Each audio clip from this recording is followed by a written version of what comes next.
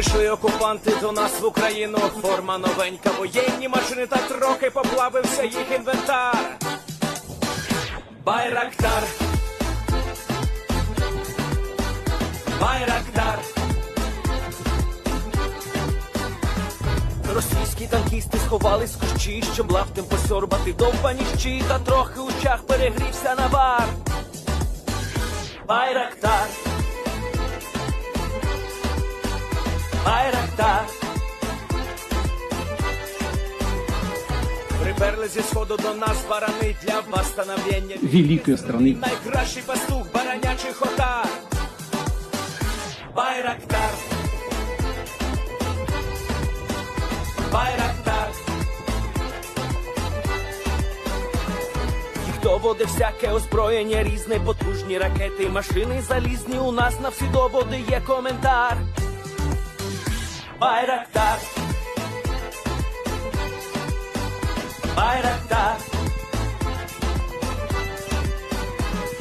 Вони захопити хотіли нас зразу, а ми зачаїли на орків образу з російських бандитів, робить примар. Байрактар, Байрактар. Російська поліція справи заводить, там вбивцю рашистів ніяк не знаходить, хто винен, що в нашому полі глухар. Байрактар, Байрактар. Веде пропаганду кремлівський урод, слова пропаганди ковтає народ, тепер нове слово знає цар. Байрактар. Байрактар. Байрактар. Байрактар. Байрактар.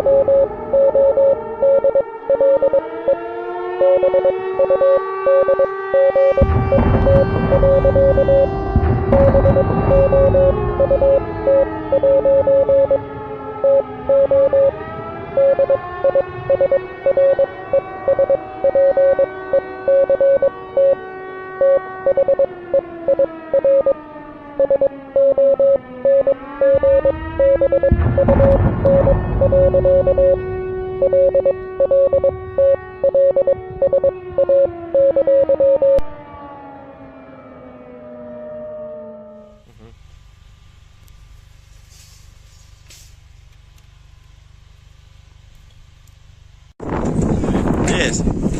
The Leaf Spring Army sends its regards.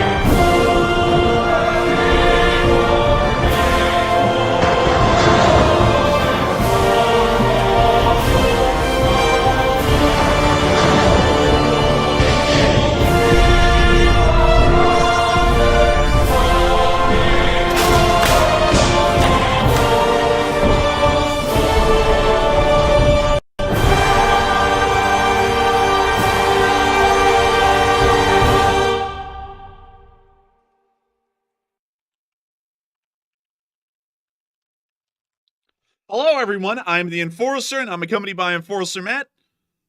And good evening, folks. It's Enforcer Matt, and welcome back to day 965 of the news. And it's good to see you all once again. And we have news from pretty much everywhere around the world tonight. We have nearly war breaking out in the Koreas. We have North Korea inside of Ukraine, and we have the Chinese encircling the island of Taiwan. It's good to see you all once again. And of course, we're going to be covering the past 24 hours of news from around the world. Not only will we be covering Ukraine and the Middle East tonight, but we are going to be throwing in a brand new wild card of a segment, East Asia, as the East Asian area is starting to kick off at an incredibly high pace, and it appears that at any given moment an armed conflict may break out in this area as diplomatic relations have completely collapsed in between North and South Korea, and we are now seeing that near complete hostile actions are being conducted by both sides. We have an insanely high amount of news today. Starting off in North Korea, we have been able to hear that the North Koreans have begun to destroy all road and railroad crossings today, blowing up every single bridge that spans across the demilitarized zone over just the past few hours.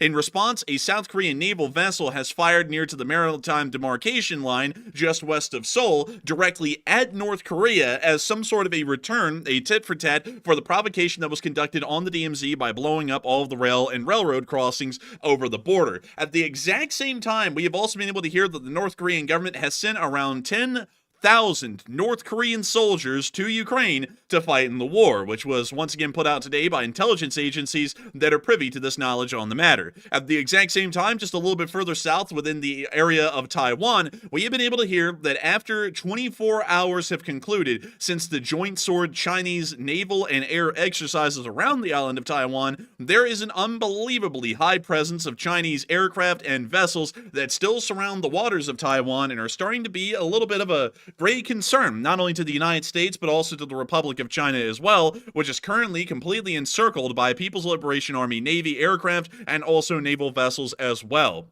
A very dangerous situation once again, and once again showing us that the Chinese are really starting to put down the pressure as far as the low-level coercion is concerned against the island nation. At the exact same time, we have also been able to hear that in the Middle East, a major fire has broken out at the Shustar oil refinery within Iran, possibly some sort of Mossad intervention, creating a sabotage that ended up destroying a large part of that refinery. While at the exact same time, we have also been able to hear that Israeli officials have finalized the exact details of the attack and the exact timetable in which it will occur against the Islamic Republic of Iran, and are now getting final approval from the Israeli Council for this major strike against the Islamic Republic. We have been hearing multiple contradictory statements today about what this attack will entail, and we will be getting into that information as soon as we possibly can. At the exact same time, outside of East Asia and Middle East, there has been an insanely high amount of information coming out of Ukraine today, especially about the North Koreans, as the Ukrainian Intelligence Bureau has now come out and stated that they currently have 18 North Koreans in captivity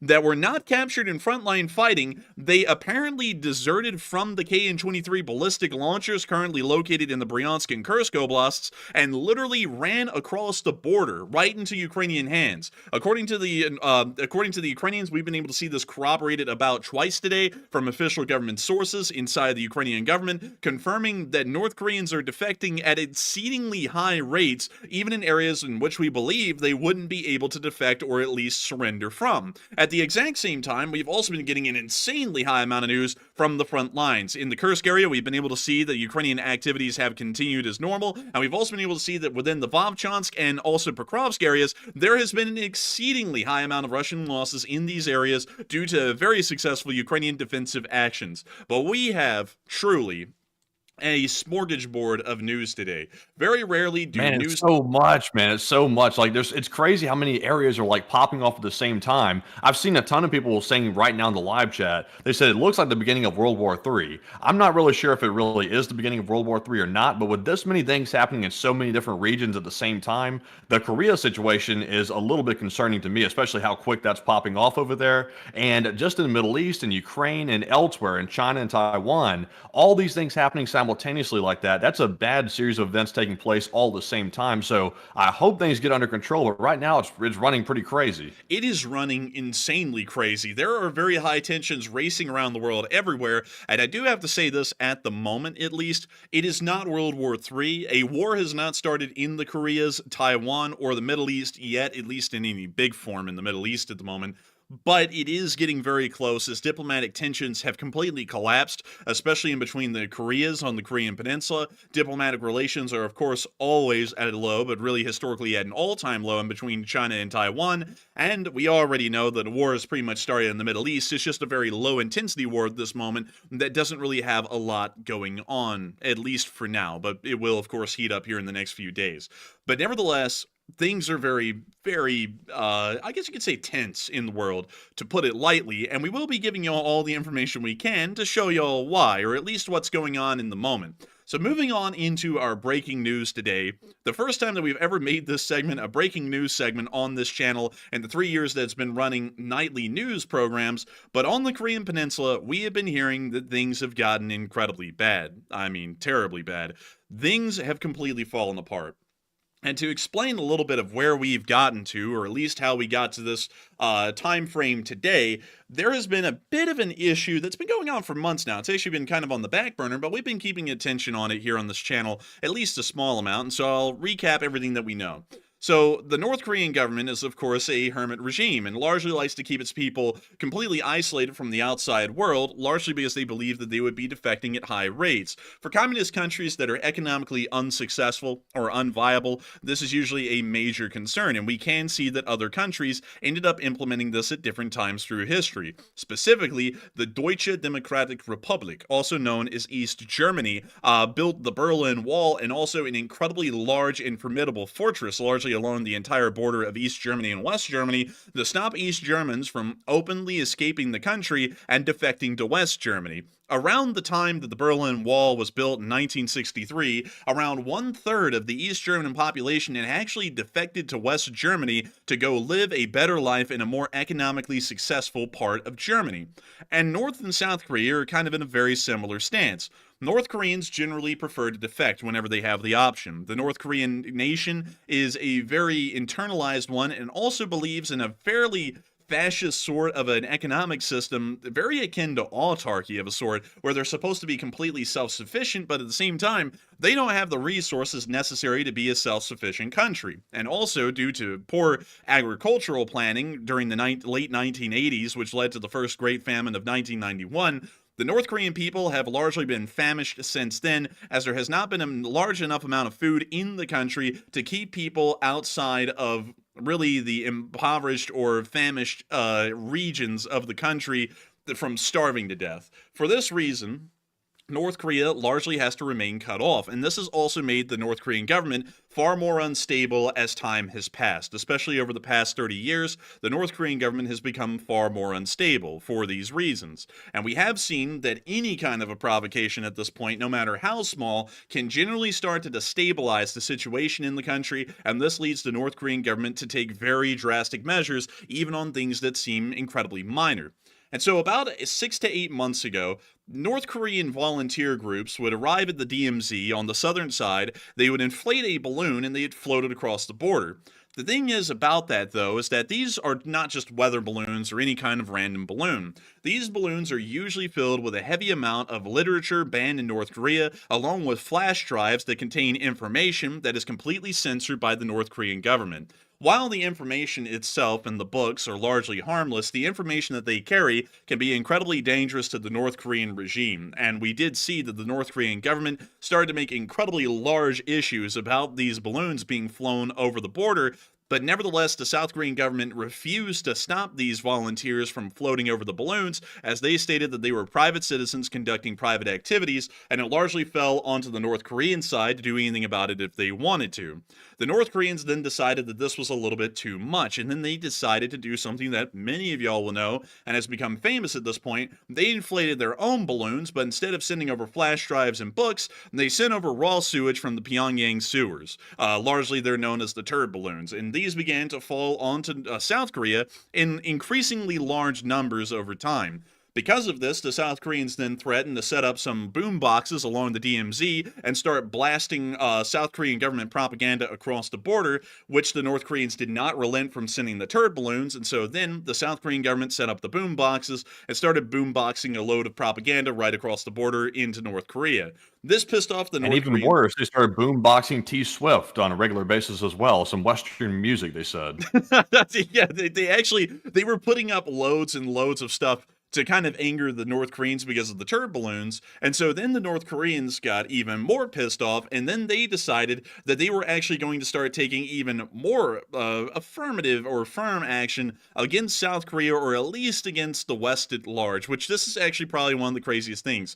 The Ukraine war kind of ended up becoming a proxy war in between North and South Korea, because South Korea stated that they were going to conduct some sort of financial or military support to the state of Ukraine. And then we saw that the North Koreans said that that will not slide due to all of the offenses that they had just conducted that I mentioned to y'all against North Korea. And so then they started to supply a heavy amount of arms and munitions to the Russian Federation for them to be able to continue the war against Ukraine more effectively. And that literally means, in kind of a sense, if you want to stretch it out this way, that the Ukraine war is not a proxy war in between Russia and America. It's now also a proxy war in between North and South Korea, with South Korea backing Ukraine and North Korea backing Russia. The tensions have now risen even further, with the North Koreans now declaring that all road and railroad crossings across the DMZ, which were open to very limited traffic approved by the Democratic People's Republic of Korea, were shut down around 2 days ago. And now we are starting to hear that as of today, things have gotten far worse. The North Korean government has officially declared that they will be conducting somewhat hostile actions. Of course, this is mostly hype talk. This doesn't mean a war is coming around just because of these statements, but they have made statements saying that they are going to be conducting hostile actions against the Republic of Korea, also called South Korea, and they have now blown up all of the bridges that cross the demilitarized zone as of today. We were able to get several clips of these explosions. We were able to get one right here, actually showing us the bridge itself. Many of y'all will see, though, that it's kind of shrouded behind a barricade. This barricade's actually on the South Korean side, facing towards North Korea. This security camera is actually a South Korean security camera facing towards North Korea. So you can actually see at the beginning of the clip the North Korean demolition team on the other side of the bridge, and then you can see the explosion right here. The demolition charges completely destroyed this bridge in particular, and many other bridges suffered a very similar fate along the entirety of the DMZ. This also comes at the exact Also, same. who put the barrier up, by the way? Was the barrier put up by South Korea or was it put up by North Korea? The barrier was actually put up by South Korea a little bit back in the day, but if there's ever a kind of like a road crossing to be conducted, either for diplomats or maybe the return of a family member or something like that, any kind of a rare instance where the bridge would be used, they would remove the barricade and then the vehicle would pass through. But this was largely to deny North Korean surveillance teams on the other side of the border from being able to see straight down the street in a very easy way. That's kind of the reason for this thing. Yeah, it's weird, you know, because it's like, if they wanted to, they could just build a tower and look over it, but this is the Korea, so they will do anything. Like, either, both sides, to be entirely honest with y'all, get kind of petty with what they do to each other. This is one of the petty things that South Korea does to North Korea, but nevertheless, it's pretty fair considering the kind of people they're going up against. But moving on from that, Also, they recorded that video, by the way, from the actual, like, watchtower on the South Korean side of the border. They filmed it from, like, their watchtower? Yes. Wow, that is extremely close, like that explosion for that bridge right there. Like, I was expecting it to be maybe a little farther away from the border, like maybe a little farther into North Korea, but that is extremely close. No wonder they're taking that very seriously. Yeah, it was a very serious instance, and we even got more footage of it. We actually got a longer clip here of the explosion. Let me show this one to y'all. It's a minute long, but once again showing us the explosion in a little bit of a longer video. We can see the sheer size of the explosion. The demolition charges that were put on this bridge were so large. This thing is equivalent to about a Fab 3000 that's dropped in Ukraine in explosive mass just from the demolition charges alone. So you can really get a good idea. This was a major explosion. It completely destroyed the bridge. It destroyed every single, I guess you could say, support column, every single span. The bridge was literally vaporized pretty much in this explosion. And then we can see that the North Koreans brought up a whole load of dump trucks. We don't really know what the reason for these was. We don't know if they were clearing debris or something along those lines. We actually have no clue. But they did show up in very large numbers after the bridge was destroyed. And we can see North Korean workers or military personnel moving around after the explosion.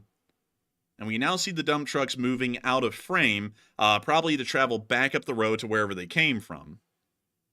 Now, if I recall, Enforcer, wasn't there a project going on inside of North Korea? Because they were having some talks about reunification for a little while there before the poop balloons started being exchanged back and forth. Weren't they building some type of like highway to South Korea for like the hopes of reunification in the future? And what happened to that? There was that's actually kind of an interesting thing to explain, because there has been some very interesting things as far as Korean politics is concerned, and considering that we can't really talk about the situation without bringing up Korean politics, we are going to waive the no politics things for a little bit. We're not picking a side here, but I'll explain to y'all what happened that made North Korea and South Korea go from a little chummy back in the day to somewhat hostile. So many of y'all will remember that by the time of the late 2010s, it actually looked like North and South Korean relations were starting to improve. We actually saw that Kim Jong-un crossed into South Korea and actually talked to the president of South Korea for a while. We also saw that they had a whole load of plans for some sort of softening of relations in between the two countries. But the problem is that there was a change of leadership in South Korea that happened around 2021, I believe, that changed things a great deal. While the president of South Korea in the late 2010s and the early 2020s was very supportive of softening relations with North Korea, the next president that was elected was not really a big fan of that, and actually was a big fan of trying to cut off relations with the North Koreans and kind of keep the same aggressive stance that has been going on for quite some time in place. This ended up pissing off the North Koreans a great deal, and on top of that, there was a bit of a different stance also being conducted by a much larger country that was involved in this situation at the time, the United States of America. The United States of America was a fairly appeasing country at the time. We were actually giving the North Koreans some forms of aid in terms of food and other kinds of things to try and make sure that we could keep them on good terms, and so that was helping out a little bit with relations. But the new president of the United States has decided that that's not a great idea, along with the president in South Korea, who also agrees that that's not a great idea. And so we saw that the aid stopped flowing into North Korea, even in limited foodstuffs, and this ended up pissing off the North Koreans greatly. And so because of that, the relations have started to deteriorate really quickly. And also, Kim Jong-un is dealing with another famine, from what we understand, because of the Wuhan whirlybird, which came around and went. They actually shut down their country to all imports to try and stop the spread. It didn't stop it. We understand that there was some kind of an epidemic in North Korea that actually ended up killing a large amount of people due to the decrepit state of their healthcare system. But beyond that, they are in an incredibly dire strait at the moment. Famine is still gripping the country. There's also the medical epidemic that we were speaking of. It's very similar to the kind of conditions that North Korea was in during the early 90s. And for that reason, along with the complete cutoff of aid and the stiffening of relations in between South Korea and the United States, the North Korean government is trying to lash out and try and regain some aid or get some sort of appeasement by conducting incredibly hostile actions. And that's kind of what started the snowball rolling down the hill that's kind of grown up until this point, where we see the relations have completely fallen apart at this point, and they're almost to the throes of war. Well, you know what's interesting as well, Enforcers? Speaking of that highway they were trying to build to, like, in the hopes of reunifying one day with the South Koreans, one thing interesting is their entire regime has always been based on hatred for the South. And if they ever lose that, like, I've always had the theory and suspicion that their entire regime would probably collapse, because without the big bad enemy of South Korea, the North Korean government really doesn't work the way it's supposed to work, because their whole existence is trying to fight the evil South, the West, which is occupying South Korea in their own mind. So if they were to suddenly eliminate that and say, let's reunify with South Korea, I just don't think that would ever go smoothly, because it really can't, because their entire government is premised on hatred at this point. Well, you know, the interesting thing is that North Korea actually dropped the concept of reunification in early 2023. Did you know that, Matthew? I actually did not. I thought they were still trying to undertake it. Yeah, interestingly enough, North Korea actually abandoned that concept early last year. It's kind of a shocking thing because no one really brings it up at all, but officially they dropped it. In last year, this is a crazy thing. because this is how obsessive North Korea is with image, and also making sure that their ideology of Juche perfectly aligns to the government ideology of the time. They rewrote the Aguka, which is their national anthem, to not speak of Korea as a whole peninsula. They're now only speaking of it as North Korea alone. Like, they literally rewrote their entire national anthem and its lyrics to only mention North Korea and not the entire peninsula. That's very interesting as well. I'd have to add that to their Juche or whatever their ideology is, that it basically hates the West. I'll have to add that to it. Yeah, I mean, it's a really kind of a weird thing, but to make sure that we explain this all properly, I hope that we've been able to catch all of y'all up to speed with why we're here today watching bridges get blown up on the DMZ, and also why relations have completely fallen apart. Now, really quickly though, I do have to make this disclaimer, because I did speak about the political atmosphere in South Korea for a moment. I'm not saying that the prior president was correct with their policy towards North Korea, and I'm not saying that the current one is correct in their policy towards North Korea either, along with how the United States has also interacted with North Korea over about the past 8 years. I'm not making any comment whether those actions are right or wrong in my opinion, but I am explaining how those actions have correlated to create the kind of situation that we are starting to see today, where North Korea is acting wildly unstable and incredibly hostile towards the Republic of Korea to its south. But moving on into the rest of the Also, real quick, Enforcer, I don't mean to interrupt the playing of the clips real quick. I saw someone make an interesting comment in the live chat here. Burning Spirit said, I hope you guys are aware that Kim isn't really in charge, and it's actually the heads of the North Korean military that's in charge instead. I would have to disagree with that completely. Kim is an absolute dictator. He has always been that way, and he is fully in charge. If the North Korean military heads were actually in charge, that would essentially be a military coup, which would ultimately unseat Kim from his role as a leader of the country. So I really disagree with that completely. I don't think the North Korean military heads are in charge. It is indeed Kim. If he ever loses that, he's in some serious trouble, and also his entire line of succession is in trouble as well. But Enforcer, what do you think? I would also have to completely disagree with that assessment as well. Kim Jong-un is the ultimate authoritarian dictator of North Korea. It is simply how their societal system is constructed, and we've gone into this at length, but the best way to explain this in a very short amount of words is two systems exist in North Korea that ensure that Kim Jong-un is the true leader of the country. There is the Songbun system, and then there's also Juche. Juche is a specific flavor of communism that is largely a absolutist monarchy, but at the same time, they implement a centrally planned economy into the economic system of pretty much this monarchy. This means that there is a ruling family of Korea, which is the Kim family. Kim Il-sung, Kim Jong-il, and Kim Jong-un have been all three of the leading I guess you could say heads of state within North Korea. They're not only the heads of state, they're the actual acting leaders of the country. And also, Juche is something that really leads into that a lot. Juche largely creates a cult around the leader, and the cult will always exist with the Kim family. That's why you'll never see anyone replacing the Kims, regardless of who it is. Like, the sister of Kim Jong-un could take over that country, and the Juche system demands that there must be loyalty to the Kim family. They are practically gods to the North Korean people. And a lot of people also misinterpret... Juche is pretty much a religion. Like, that's basically like followed like religion in North Korea. The whole idea of Juche, it's not really just like a set of beliefs, like politically. Like, for example, in the United States, there's like patriotism and things like that. It goes way beyond that. They basically worship the leaders, and it's called Juche, and they have a bunch of like theories and stuff like that they teach the children to indoctrinate them into this cult of personality that is the Kim regime. And actually, crazily enough, while you can deride the Koreans, well, the North Koreans, for a lot of things, the Juche system has been the only successful and longest-lasting cult of personality that has existed in the modern day. There has only been a very few others that have existed. Adolf Hitler is a great example of a cult of personality. That one obviously died. No one thinks of him as a great person anymore. Joseph Stalin also attempted to create a cult of personality, which died immediately when he died. We also know that Nicolae Ceausescu in Romania also tried to create a cult of personality. That cult of personality obviously doesn't exist because he was gunned down by his own military at the end of his reign.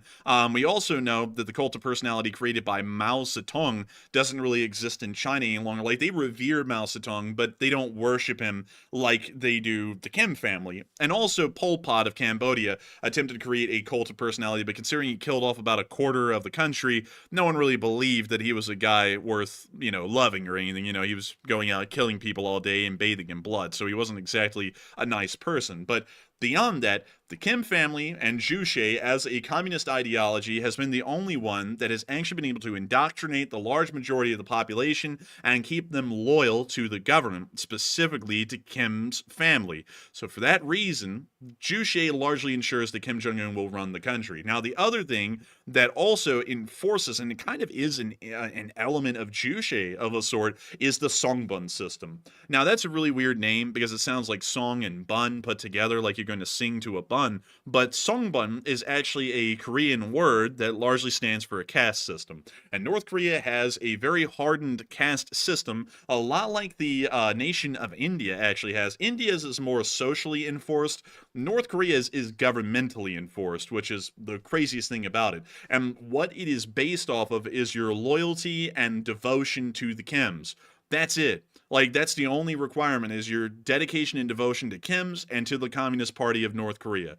Those are the only metrics at all. And to be loyal to the Communist Party of North Korea, you have to be loyal to the chair of the party, which is one of the Kims. And right now it's Kim Jong-un. So you have three different levels, only three in the Songbun system. You have loyal, wavering, and hostile. If you were in the hostile class, you're practically living in a gulag. If you're in the wavering class, you're starving and living in some sort of a provincial town. If you're in the loyal class, which is the smallest of them all, you generally live in Pyongyang and are one of the most loyal, steadfast, and true members of the Communist Party, some of the most loyal people to the Kims. And if your loyalty is ever even questioned in the slightest, the Songbun demands that you are thrown immediately down into the hostile class. It doesn't matter whether you are loyal or wavering, you go straight to hostile. And for the next 3 generations, your family lives in the gulags.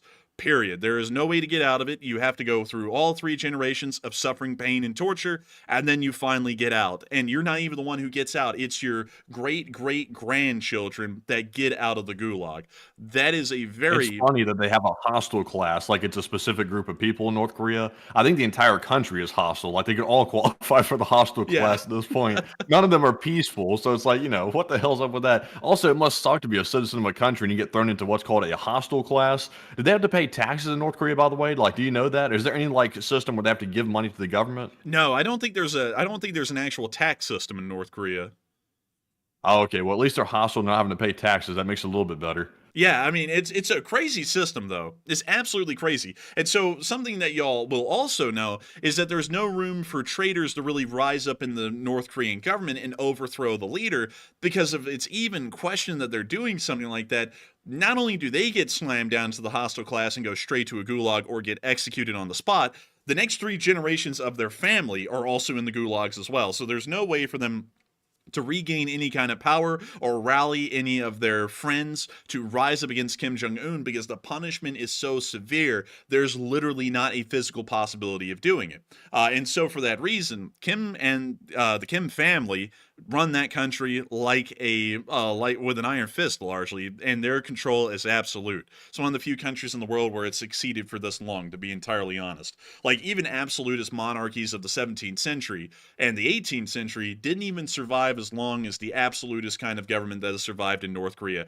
That's the only thing that they have ever succeeded at out of anything. But moving on from that and back into the news that we also got to see the bridge blowing up from another angle right here. This is the bridge.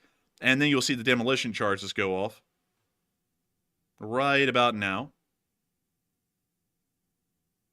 Maybe a little bit later than that, but there goes the charges. Oh, there we go.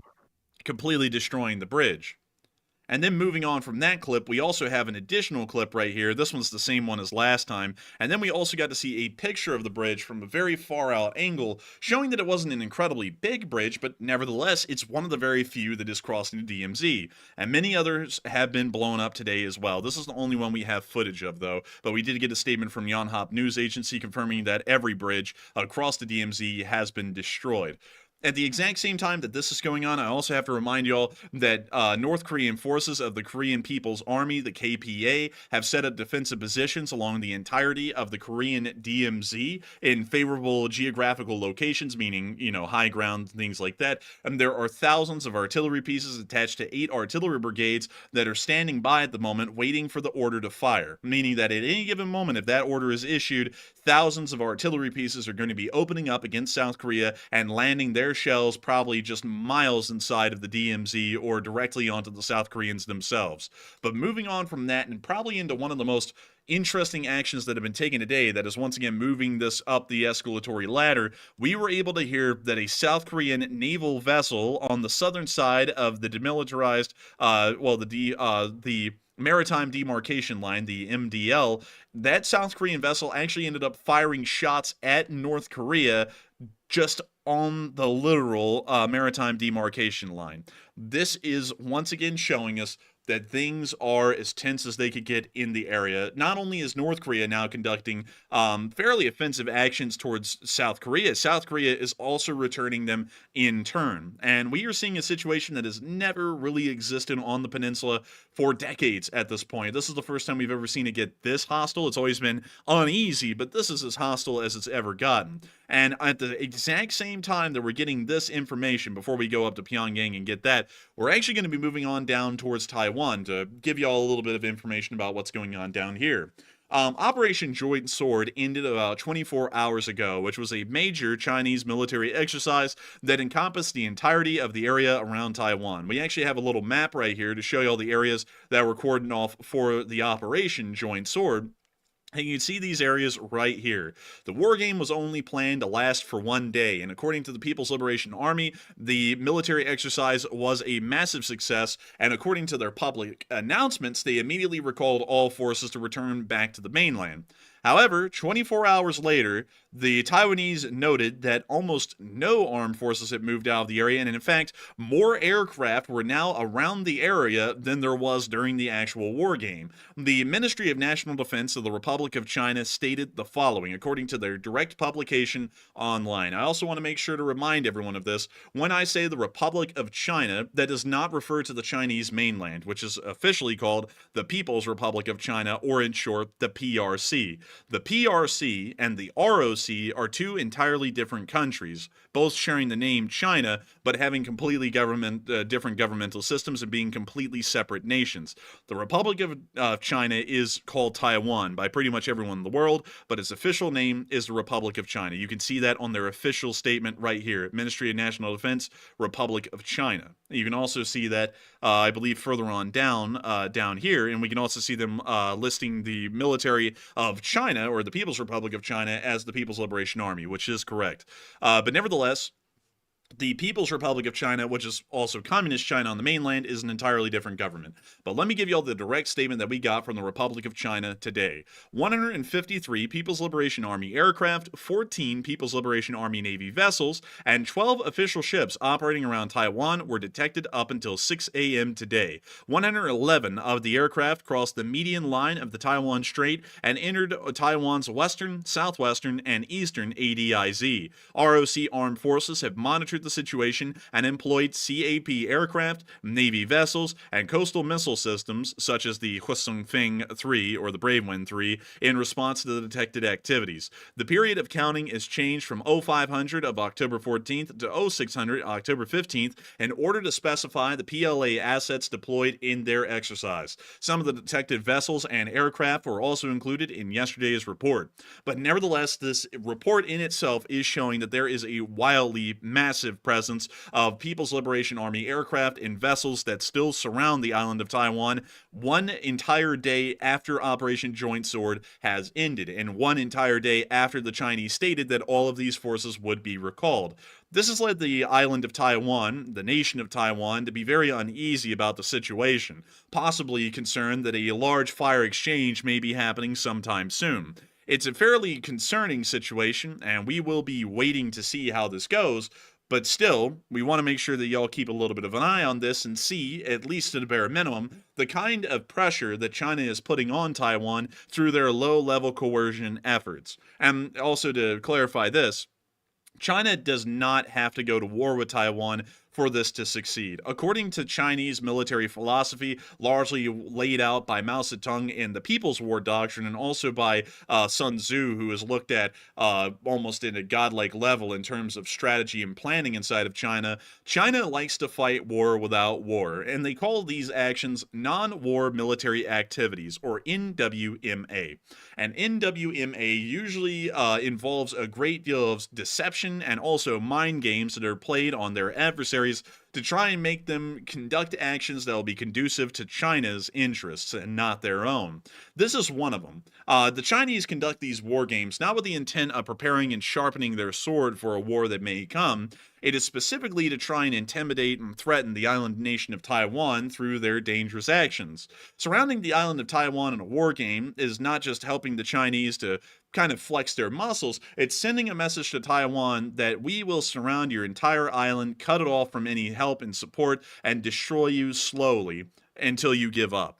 That's the kind of message that this is supposed to be sending. It's coercion in its rawest form, and according to the Chinese, it's low-level coercion, because high-level coercion is a literal invasion of their country, so they call this low-level. But nevertheless, this is supposed to curb the Taiwanese government's thinking into kind of coming up with the idea that maybe it's not a good idea to fight the Chinese outright to defend ourselves. Maybe we actually need to agree to have a one-state, two-systems agreement like Hong Kong ended up having with the Chinese. That's what this is actually supposed to be achieving. It's not supposed to be that the Chinese are going to war with them tomorrow. It's really supposed to make them so scared that they really bend to the Chinese will and end up agreeing to the one country, two systems arrangement that the Chinese keep on trying to push on the Taiwanese over and over and over. So it's a very... And also, by the way, like, where is the USA standing right now with the Taiwanese situation? Because I can't recall, because the U.S. position has flipped so many times over the last couple of months.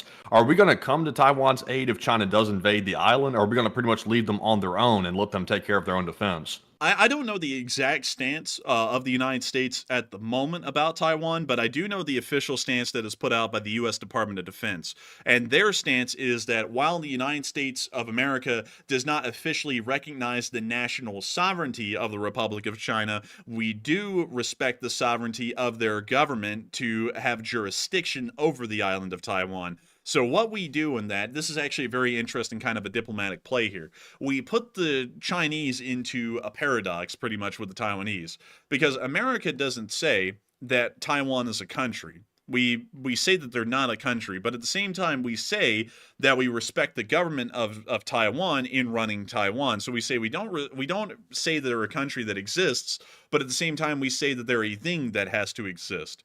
So this puts the Chinese in a lurch, because if we actually said that Taiwan was a sovereign country, and then Taiwan also said they're a sovereign country, the Chinese could use the diplomatic justification, which a lot of people would agree with in the world, that reunification attempts of China didn't work. Because for most people in the world, they actually view Taiwan and China as the same country with an identity crisis. They view Taiwan as a democratic China that wants the rest of China to be like it, and communist China to be, communist China and want everyone else to be communist China. So a lot of countries, pretty much everyone in the world, including us, we view it like that. We publicly say it seems to be an identity crisis that they kind of have to sort out on their own. But at the same time, we say that because the government of Taiwan exists as kind of like a separate entity, we are going to respect their sovereignty to control the island and encourage peaceful dialogue in between the two to find out some sort of a peaceful resolution. So pretty much through all that magical diplomatic wordage, what we say is, we're not going to officially recognize them where the Chinese have a legitimate reason to curb stomp them and for everyone to get into a major war over this. But at the same time, we're not going to let them curb stomp them. We would defend them if that happened, and they have to come up with some sort of a peaceful way to transition into the one state, two systems arrangement that the communists want. And so that's kind of... It would seem like, just on a practical level, like when it comes to the U.S. policy toward Taiwan, I get the fact that we're trying to not cause, basically to throw a match on the fire here and make it go even larger and escalate tensions unnecessarily. I get that. But also at the same time, though, considering that the semiconductors come from Taiwan right now, and those factories, while they're being transferred to the United States and we're currently building them, they won't be ready for another couple of years. So we're really behind the 8 ball here. So it would seem from a personal, interest perspective of the United States, that we would offer to defend the island of Taiwan until we can secure that semiconductor industry, basically here in the U.S. Because until that happens, if China is able to take the island of Taiwan, TSMC will be forced to blow up their factories to basically avoid it from falling in the hands of the Chinese, or they can avoid blowing up their factories and simply give the Chinese a massive semiconductor industry, which they previously did not have access to, which would put the U.S. on a very, very bad back foot. So it's a tricky situation. And me personally, I think we should probably defend Taiwan. That seems like the logical option right now for our own personal interests. And also, we should not let countries, for example, like Russia and China, start going so rogue with literally taking over countries all over the place. Once that gets out of hand and it keeps going on like this, it's going to get worse. Other countries are going to start doing this, small and large, to pretty much all their neighbors, and then you have world war in your hands. And I would agree with that. But also another thing, it's not just about the chips. In my opinion, Matthew, I think it's actually about Chinese containment, because while this isn't a heavily stated thing, every single, and I got to make this very clear just for people who are probably going to try and politicize this, because we don't get into politics here, but I will say this because this is a fair statement that's across the board for every administration in America over the past 30 years. For the past, well, not really the past 30 years, really ever since the beginning of the 2000s, every single president of the United States and their administrations have been focused largely on Chinese containment. It's something that's not really talked about a lot because it's pretty much a tried and true standard in the background, because while we have a lot to do with the Chinese economically, we are wanting to stop their military and really sphere expansion outside of East Asia, and specifically really outside of their own borders. So by doing this, we try and create a containment zone that we pretty much exude onto the Chinese. So a big part of that is actually Taiwan, because the U.S. is currently, at this very moment, this has been in the process for about the past 8 years, we are building air bases and naval bases all the way from the southern islands of Japan, going all the way down to Taiwan itself. All of these islands here are actually all Japanese islands up to Taiwan. We are also wanting to kind of keep Taiwan, well, we're really trying to keep Taiwan Western aligned, so that way they were also a part of this containment chain. And then we're also building military bases in the northern Philippines on the island of Luzon. We're also building military bases pretty much everywhere we can in the area. And not only that, we are currently trying to get Sri Lanka or India on our side, so that way we can build military bases there and also try and largely contain the Chinese from expanding anywhere except for China. That's it. And so Taiwan is a very big part of that. If we lost Taiwan, the entire containment sphere loses control, because then the Chinese have open access to the Pacific, and there's nothing stopping them from doing that. And there's nothing stopping them from doing that easily if it went into a conventional war. They would actually have a massive fortress in the form of the island itself to be able to conduct anti-air and anti-ship operations and give a massive corridor for the Chinese Navy to literally just start steaming out into the Pacific and raising hell wherever they wanted to. That's a good point. And also another point as well. I've brought this point up so many times, like I feel like I'm beating a dead horse here. But every time a provocation starts happening, for example, between China and Taiwan, oh, you cut out there. It's never just that. It's always other areas popping off. Oh, can you hear me? Can you hear me? I can hear you now. Go ahead, proceed. So I was going to say here, let me try to get my thoughts back together, because the Wi-Fi is complete crap.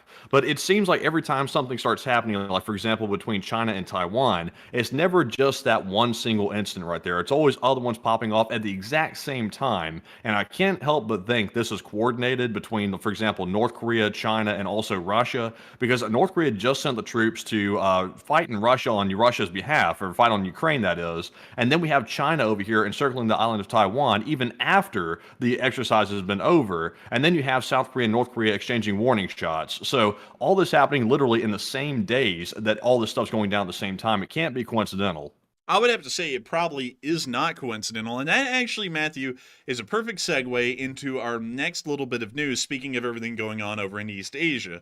According to information that we've actually been able to get from intelligence sources, we have been told from the Kyiv Independent that approximately 10,000 troops of the the Korean People's Army, the KPA, have been sent to Russia to boost its war efforts against Ukraine, according to a Western diplomat familiar with the matter. This is an incredibly high number. This is actually higher than we originally anticipated, as this number would suggest that around 3 entire Western-sized brigades have been sent from North Korea and into Russia. And at the highest numbers, that means that around 2 brigades have been sent from North Korea and into the Russian Federation, if they're incredibly heavy brigades with about 5,000 soldiers in them each. This is a really big number, an incredibly big number, and this moves us on over to where they are.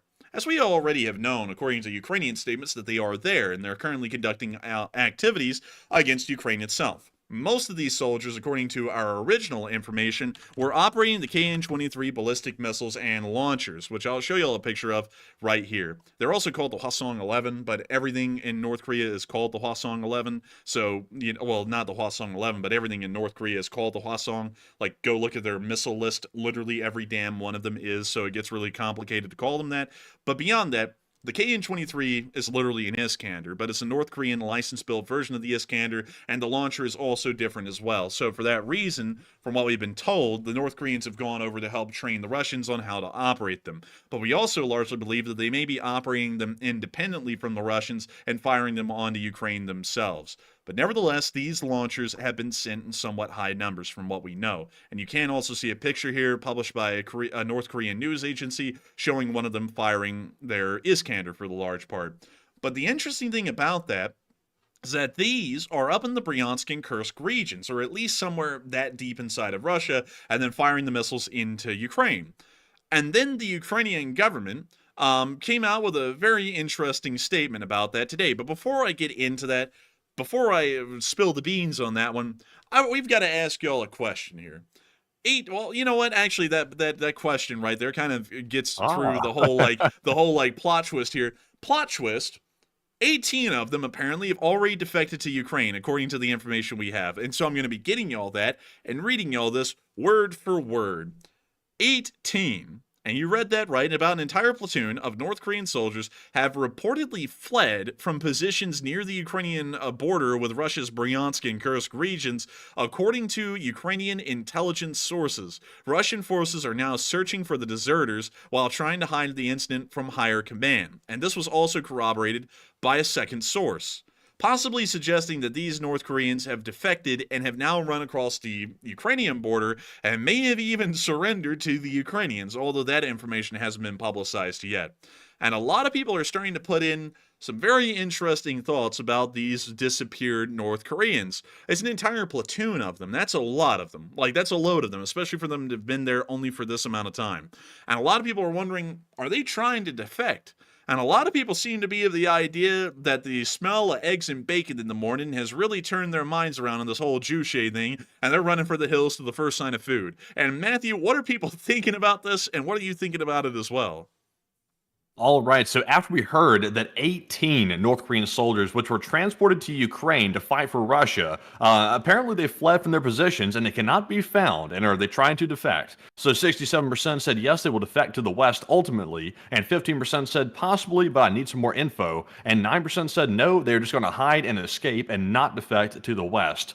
And on this one right now, I have to stress, so far, we do not have confirmation they've been captured by anybody. They are currently missing and cannot be found. And that's 18 North Korean soldiers right now. And apparently the Russians sent out like groups of soldiers to look for them to find out where they went, because they don't want them escaping and then telling secrets to the West. They don't want that. And also, Kim Jong-un doesn't want those people to leave because they might tell about the horrors back in his country. So they are desperately looking for those guys right now, and they're probably hiding out in the woods somewhere inside of Ukraine. So I'm very curious where they're at this point. But ultimately, though, I'm not really sure if they're trying to defect to the West. I think they simply might be trying to just hide and escape, because I'm sure the conditions are absolute dog crap fighting for the Russians as a North Korean. They probably treat them like pure crap, even worse than probably what their home country was treating them like. So they're probably just wanting to get away from that, and whatever it is, like go hide out in the woods, hide in a hole, they're just trying to get away. So I'm not sure if they're going to defect, but I'm actually with the 9%. They're just trying to hide and escape. But Enforcer, what say you? I would have to say that in my honest opinion,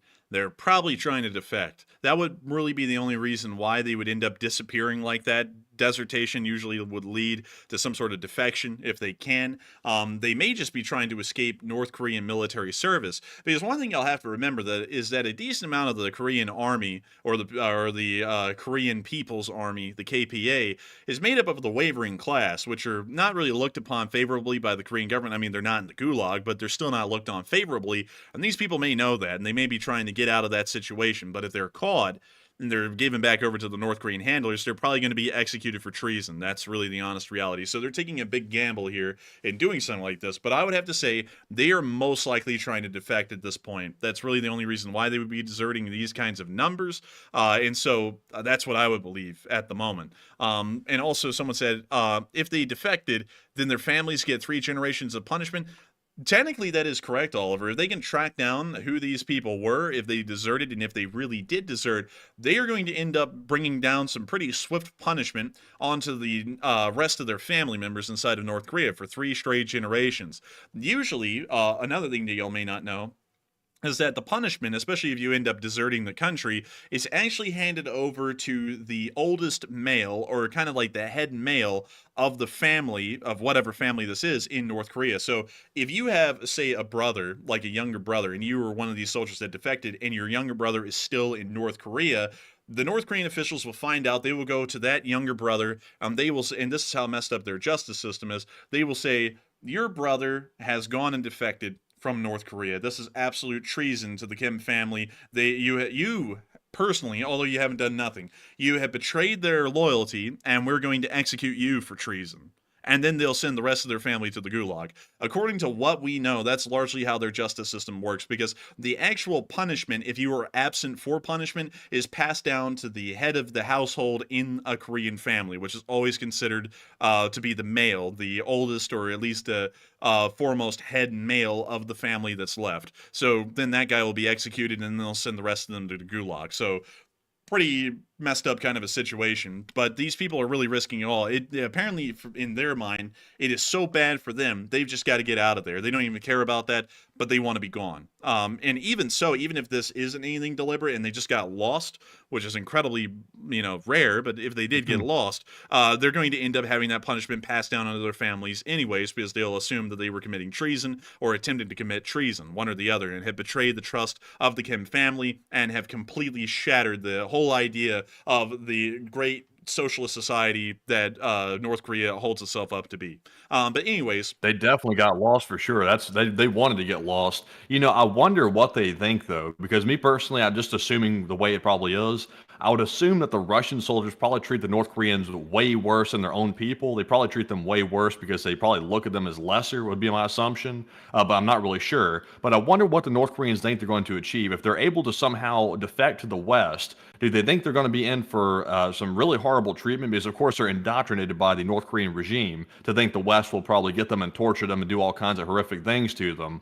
So I wonder what their objective is. They might be hiding in the woods thinking that if they get captured by the West, they're going to get some terrible treatment, even worse than they'd get back home in North Korea. I wonder what their mindset really is, though. What's actually interesting, Matthew, is that a lot of North Koreans actually know a little bit about the outside world, and most of them actually do know it's better outside of Korea, well, their Korea, than it is inside of it. And that's why a lot of them end up trying to defect. And that's actually why back in, I think it was 2019, the North Koreans had to put razor wire and massive patrols along the entire Chinese border, because up until that point they hadn't, and tens of thousands of North Koreans were flooding out of the country every year and into China. They wouldn't usually leave China, and they kind of end up having to lie low in China because the Chinese government will send them back if they're found. So they end up getting into some very weird situations.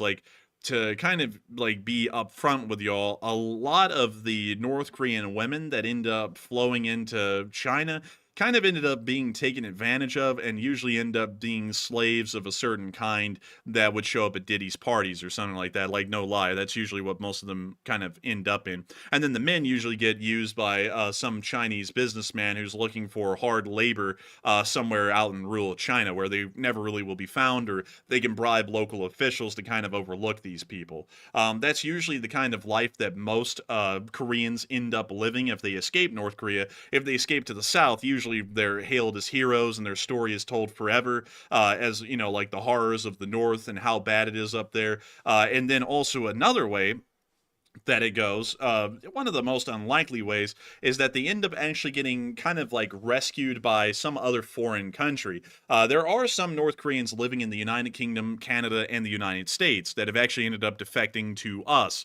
Those instances are incredibly rare. They're practically like a blue moon whenever they occur, so they're not common. Most of them end up in China. But with that, I hope that does address that fairly well with how that usually goes. But even still, some of them that have actually ended up in pretty bad situations in China, they still say it's actually leaps and bounds better than their life in North Korea, which is pretty messed up when you think about it, because you're literally a slave being used for your body. And then you say that that's even better than living in North Korea, or you're ending up being used for hard labor on a Chinese farm. That's even better than living in North Korea. It really is crazy. Like, and the whole reason it's bad is because they're starving to death while pretty much doing these same things in North Korea. But in China, even with little food, it's considered to be exorbitant compared to their life in North Korea. So that's actually pretty bizarre when you think about it. Yeah, it's just horrific, like all the way around. Like on one hand, I really feel bad for the North Korean citizens, the ones that at least want to get out of there. Some of them, I'm sure, are really deeply ingrained in that system, and they probably don't want to leave it. There are probably, believe it or not, people in North Korea that are in the higher caste of citizen that probably have a somewhat mediocre but not terrible life, and they probably like to uphold the system. Of course, there's always a group of people that love to uphold a dictatorship that are benefiting from it. But the general like population in North Korea, and also the ones that are sent off to fight for a foreign country like Russia, that are being used as basically fodder and pawns. I wonder if the North Korean soldiers, when they got to Russia, realized that we're just being used as pawns here. We're not even serving our own country. We're fighting for somebody else, basically in a like goods trade for stuff from Russia. We're being sent over here as like sacrifices, and maybe that also encouraged them to defect as well. Maybe so, but then again, we never really heard a lot of defections out of the Korean laborers in the far-off Siberian lumber camps. From what we know, there weren't really a lot of defection rates there. I think there was like 1 or 3 a year. So maybe that is the case, or maybe they don't care, or maybe they just don't want to fight. Like maybe that's the line in most of these guys' heads, and that's why they defected. Don't really know. I mean, but it's a good question, though. I'd like to eventually see if the Ukrainians can end up publicly interrogating a few of them. You know, when I say that, I'm not like saying torture them or anything. I'm just saying like question them, you know, like they do Russian prisoners, and let us see their reasoning for why they would have ended up defecting. Maybe it's that they didn't want to fight, or maybe it's something else entirely. Who knows? But anyways, I say put that lamp on them. You know that lamp that they put on people in a dark room? I say put the lamp on them. man, I would put the lamp on them, man. They go, what the hell is that? What? Because they've never seen electricity before, dude. You'd freak them out, man. They'd be like, what is that? Like, They wouldn't break under the lamp though. Like the lamp may be intimidating to some people, but in North Korea you get the like the bed frame. They hook you to the bed frame and stuff like that, which is you can sort of like take a guess what they're doing with that. But it's much worse. Like the North Koreans are absolutely brutal when it comes to those techniques. oh yeah, they are absolutely sick with them. But nevertheless, before we move on though and into the Korean news, we're actually saving the Middle East news for last because it's kind of a little bit of a recap. So if anything, it doesn't really require a lot of time. But before we move on into the Ukraine news and start covering everything that's going on in Ukraine, we do have a lot of questions that have come in, and I want to make sure that we can get to just a few of them. So Matthew, well, just a few of them for now. We will get to every single super chat and some live chats by the end of the night, but just a few of them for now. But Matthew, what do we got? All right, so jumping into our first super chat question of the night, we have one from Pemiyoy, who put in a 137 and 57-cent donation, something like that. I can't remember exactly because the spreadsheet likes to even the numbers out. But Pemiyoy, thank you very much for that very generous support. That's the largest super chat of the night, and we appreciate it very much. And Pemiyoy says, I was told that Matt really likes even numbers, so LLC brothers, much love. And Pemiyoy, thank you very much for sending in such an uneven number. But my spreadsheet, though, it evened it out because I love to have even numbers. It does it for me. The spreadsheet loves me. But thank you very much, Pemiyoy, for that support, and also thank you very much for the kind words as well. And Enforcer, what say you? I gotta throw out some thanks to you, and also thank you so much for enjoying the stream and wanting to mess around with Matthew a little bit. We appreciate it, and I also appreciate the massive support, because not only are you messing around with Matthew, which is always funny, and please, I highly recommend. I'm just kidding, everyone. Don't do that. But still, we thank you so much for the massive support, Pimioi, because support like that is helping us to keep this channel running each and every single day. We say this so much, but it is the honest reality. We don't make a single cent or a dime running these streams. And, this is kind of like our moment where we tell y'all, oh, this is sponsored by the viewers, because it really is. Like, to show y'all this and prove this really quickly, while I have my sub number up on the side, and we've gained like 2.5 thousand subs today or something like that. It's been a crazy day. But moving on from that and showing y'all this, none of the streams are monetized at all. And so let me throw this up over here, and you can see the monetization is off on all of them. Some of them actually ended up getting copyrighted, so we can't even monetize them even if we wanted to, but all of them are off. And another thing that I also want to bring up, since we're on this topic, is that we don't make a single dollar. We actually lose money on Sundays. Like, this is something that I think we should show y'all, because, there's always a whole group of people out there who are always trying to say that there's something weird going on with the YouTube Give fundraisers, which is honestly stupid, because they're being run by YouTube,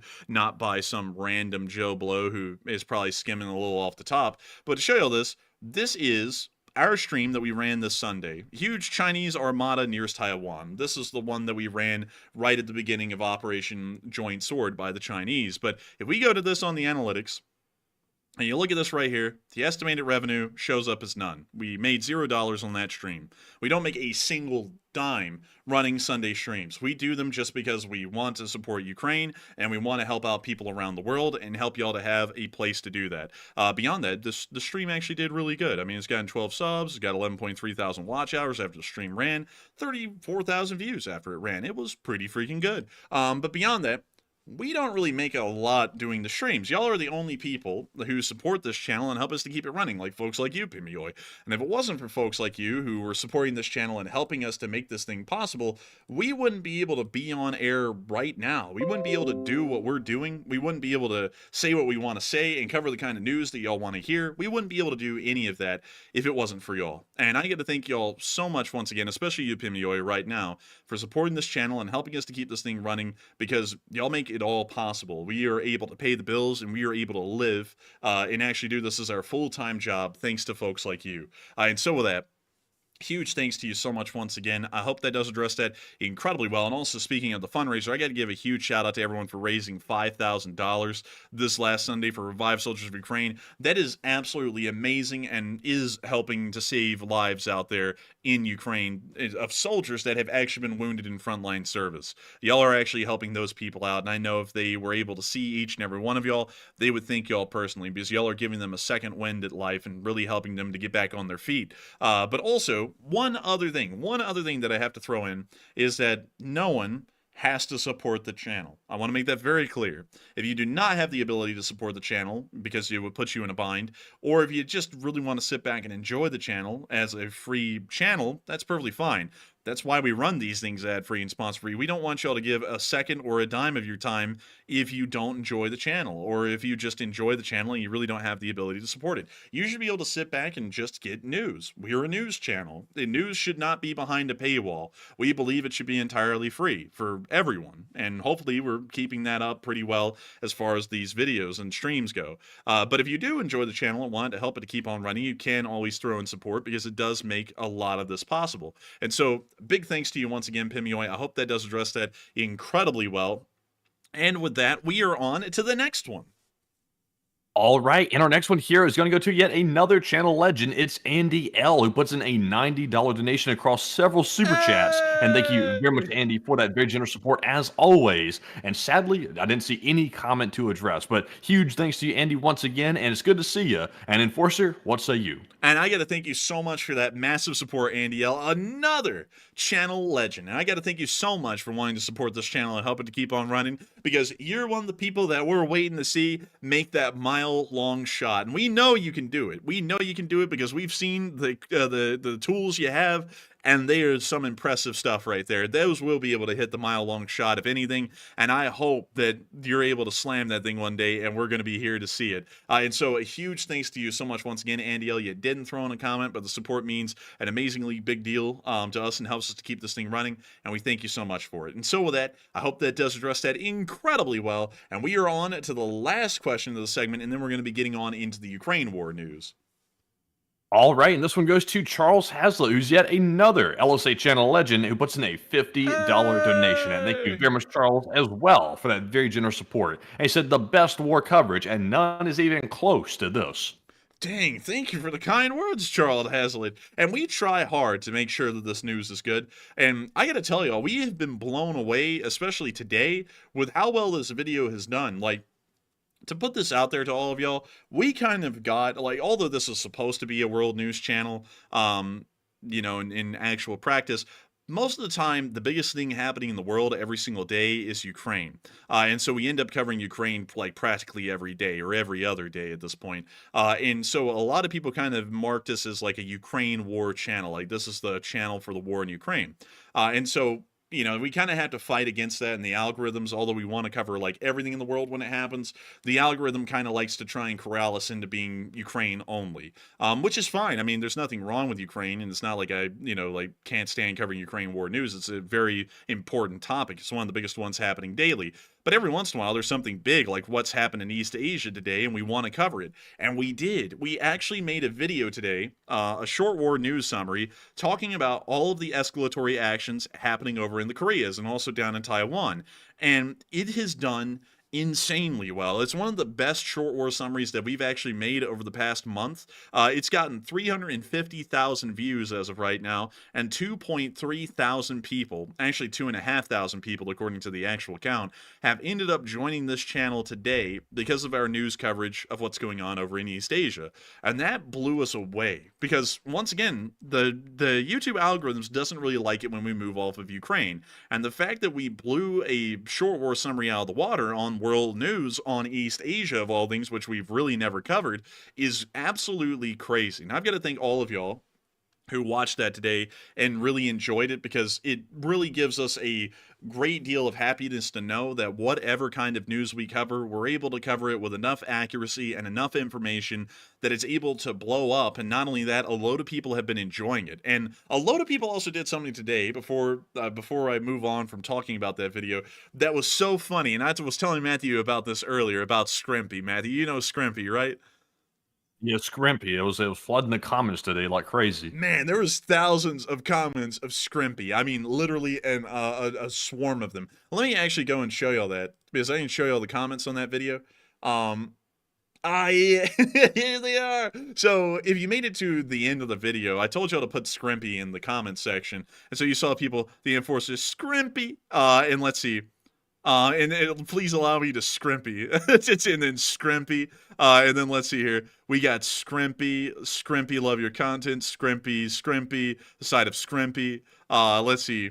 Scrimpy. I mean, endless Scrimpies. People have been putting in Scrimpies all day long, and I've been getting a huge laugh out of the whole Scrimpy thing, because everyone in the comments is like, what the hell is Scrimpy? Like that, like what is the purpose behind this? Is like this an inside joke or something? So for all of y'all who watched that video today, who want to know what Scrimpy is, like what is the truth? What are the secrets behind Scrimpy? I'm going to tell y'all what Scrimpy is. Scrimpy is the nickname of our corgi Sheba. Like I call her Little Scrimpy. It's like a mix of shrimp and something else. I forgot what it is, but I ended up calling her Scrimpy one day, and it stuck in my head. And so to show y'all really quickly, I show Matthew my thumbnails, by the way, before the show, so that way he gets an idea, just so that we all know why those are there. But this is Little Scrimpy right there on the pillow, and look at Little Scrimpy. She's just a little Scrimpy. This is a sweet little baby. Man, look at that Scrimpy. Look at that. I can't even see it, man. I'm having to guess at what it looks like, but I love it, man. Scrimpy. Little Scrimpy. We love Little Scrimpy. And this is, if y'all were wondering when you were putting Scrimpy in the comment section today, what the hell is Scrimpy? This is Scrimpy right here. So y'all were all putting in Sheba's little nickname. So I hope that y'all now have purpose behind Scrimpy, because that's Scrimpy. And also there's another name that I've given to Mr. Corgi, or Mosu will work, which you can see this picture right here with a cone over his head. He was acting so sweet, although he had just been neutered. Unfortunate little baby, but there he is again right there. But his name is Grishak. Grishak. Spelled. Let me put that in the chat for y'all. Grishak. So if you see that in the chat, that's the nickname for Mr. Corgi that I call him. I say he's a little baby Grishak or something like that. But those are the nicknames for Sheba and Mr. Corgi that I use these days. It's Scrimpy and Grishak. But anyways, with that, I hope that does address that fairly well and finally get y'all down to the bottom of the barrel of what the hell Scrimpy was, because everyone wondered what Scrimpy was, and some people threw it in without question. So I hope that answers y'all's question there. But still, a huge thanks to you so much once again, Charles Hazlitt, for the support and helping this channel to keep on running and saying that the news is unparalleled, because we try our hardest to make sure that that is the case every single day. And if we do come out with something wrong, we try and correct it somehow, some way, but that's kind of rare these days. We usually are pretty good at it. But still, a huge thanks to you once again, Charles. And with that, we are now going to be moving on out of this question segment and on into Ukraine itself, because the news has been fire today. Literally, like, things have been catching on fire again. And so moving on to our location unknowns, we were able to see that the Ukrainians were digging some ditches today and ended up finding some old Soviet mortars from World War II. They were just left underground, and they ended up uprooting them today. Look at that. Look at that. Man, that looks kind of dangerous, actually, especially considering how unreliable those things are. But look at that. Man, it really do be dangerous. Like, they need a sapper. But we can also see that they were out there by a gas mask. And, of course, it's not like the best of things, but still kind of a neat find. But they're going to have to blow these things up because they're still alive and they could go off at any moment. But moving on from that, we did get to see the Ukrainians once again using more thermite drones. And we also got to hear one of those little, like, mobile game ad, like, songs in the background. That's the first time I've ever heard anyone use something like that. But look at it go. Good night, Man, they know how to drop thermite better than anybody, man. I'm telling you what. It illuminates, plus it warms. It's like a public service. I gotta tell you, no one drops it better. People are saying, wow, no one's dropped it better. We've never seen it dropped better. And that's exactly what we're going to do. We're going to burn them alive. We're going to burn them alive. Oh, my God. I say, give him the thermite, only the best. They said it burns and it hurts. It hurts the worst. Oh man, dude, I was doing something in a call the other day. Some of y'all may know Warhammer 40k, but I was doing that voice about Warhammer 40k, and I was like, they told me that Slanesh, a very bad guy. I talked to him, not a bad guy, a very nice guy, one of the nicest guys. We want to reopen the warp. I was doing that for like a whole hour with some people, and they were busting out laughing at it. But I thought I would share that with y'all a little bit, because I think it was a little funny. But anyways, moving on from that, we did get to see a Russian tank burning today on the side of the street. That is not little Scrimpy. That's little Scrappy. That's not that good. I've seen better on the side of a street from a hobo eating a 3-day-old sandwich. Not that great. Very bad. They said the guy driving that tank was an absolute jerk. He just couldn't do anything right. He's fired. He was a real jerk, real big jerk, long-lasting jerk. Some people would call him, some people would say. But moving on from that, we were also able to get the Russian casualty reports as well. And they were pretty good today. Oh, yes, sir. 4 Bombcats. Someone said, is it real? Is it real? Oh, yes, it's real. Look at that. 4 Bombcat skid steers. I love to see it. But Enforcer, tell us more about this horrific losses. And I gotta tell you, oh my goodness, 1,210 Russian soldiers have been wounded and killed over the past 24 hours. The numbers have never been higher. They have been higher. 44 APCs were also destroyed, along with 32 trucks, 13 tanks, 9 artillery pieces, 10 drones, 1 cruise missile, and 4 Bobcat skid steers. All in all, today was an incredibly good day for the Ukrainians, and the loss report is reflecting that quite well on top of that. Moving on from that and on over into the Vovchansk area, we were able to see where some of these losses came from today, as the 36th Brigade was in action. And so, here's the clip where you see them driving their tank, boosh, and look at that little shot from the gun. It's a fun time out there. And that tank is just going. Man, I love the views they got here. It's like they're trying to film a movie with all these different angles. Man, it really is, honestly. And it's on the front line. That's the craziest thing about it, from what we understand. This isn't even training footage. This is literal frontline footage. But that's the end of the clip, and pretty cool to see that they took a movie-grade shot of this tank in the middle of the front lines. We also got to see that a mortar crew ended up taking a movie-grade shot, but of a different kind, as the Ukrainians slammed down an artillery round on top of some Russian mortar crews. In the arms of an angel, boom. Boom. Or something like that, but we can see them just standing around the mortar, so you can driving on along.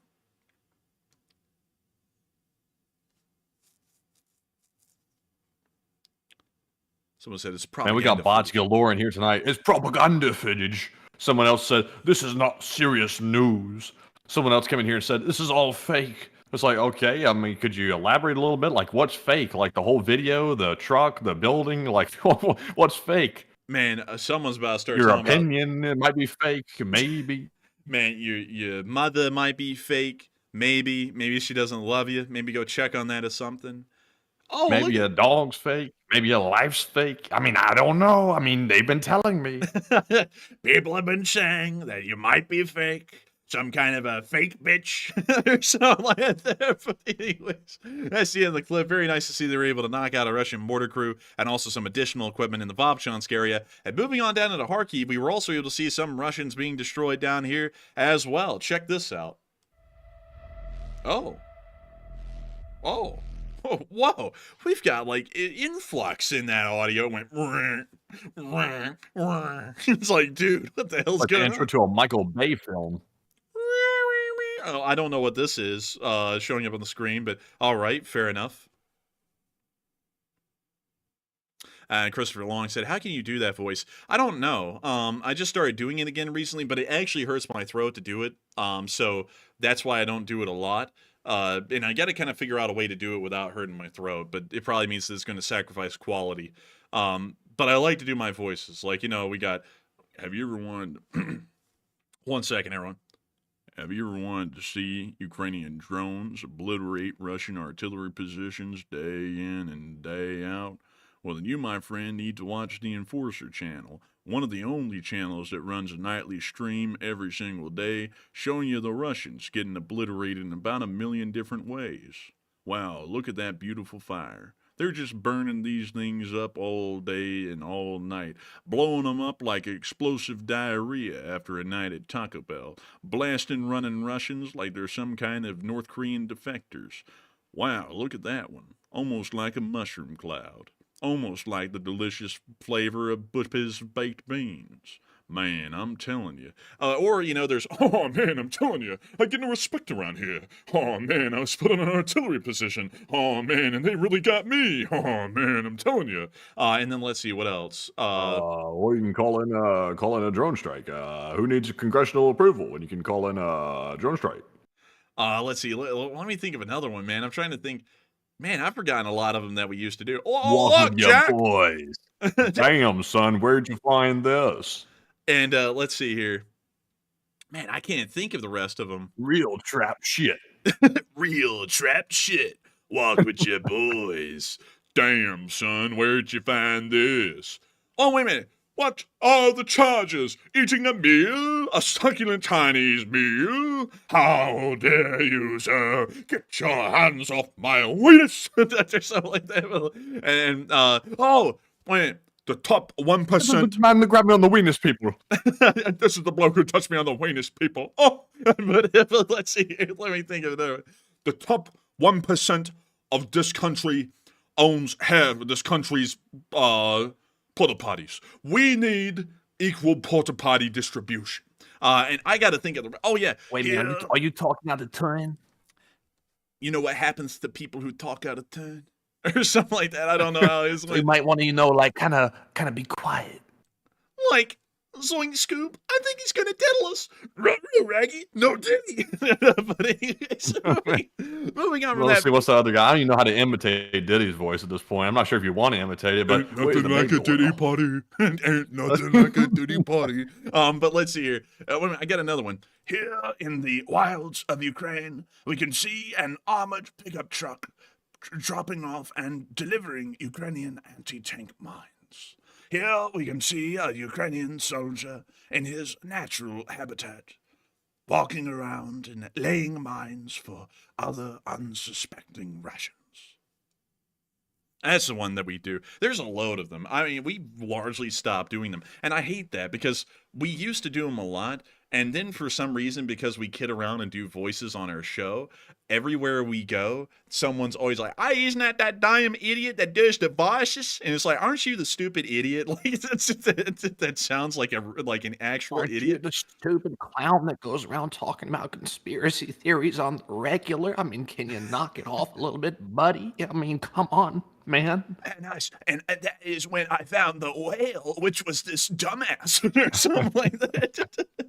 You see, I ran across this thing. It was brainless, this creature. I've never seen anything like it before, even on my safaris to Africa. I've never seen it in the woods. And I said, I've got to hit it with my bike. I can't resist. I mean, where's the front tire? Let me put it on it. Dude, please, I beg of you, Matthew, you have to do Jerry Seinfeld. Man, I can't do that in here. We'll get kicked out. Please, man, just try. Like, don't do it loud. All right. I'm gonna do it at the risk of losing everything, but let's see. It's Man, I can't do that. It's not picking up on the mic. Picking it up. What the hell? Dude, I I heard heard it you echo out off there. all the walls, and that scared the hell out of me.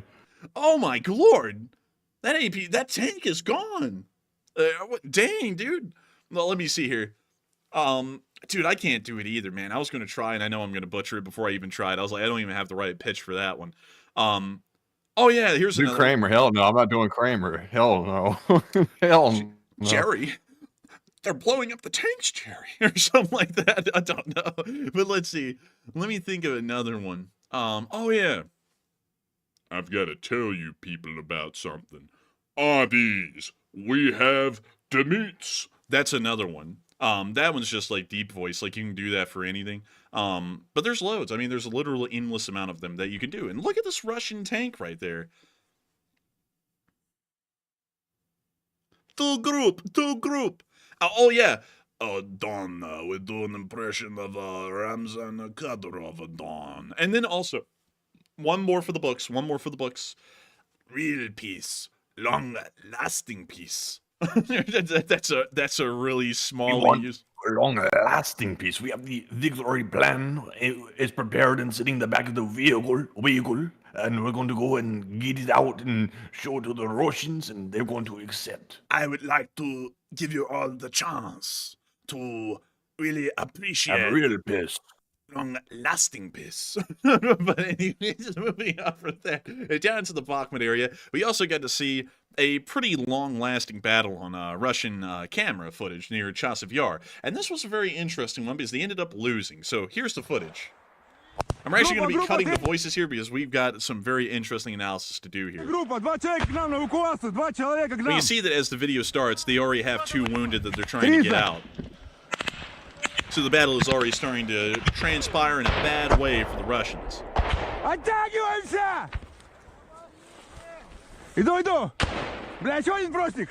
And another drone showing up. And what's interesting about this is that throughout the clip, y'all will see that the Russians very rarely even fight Ukrainian infantry. It's almost an endless wave of drones.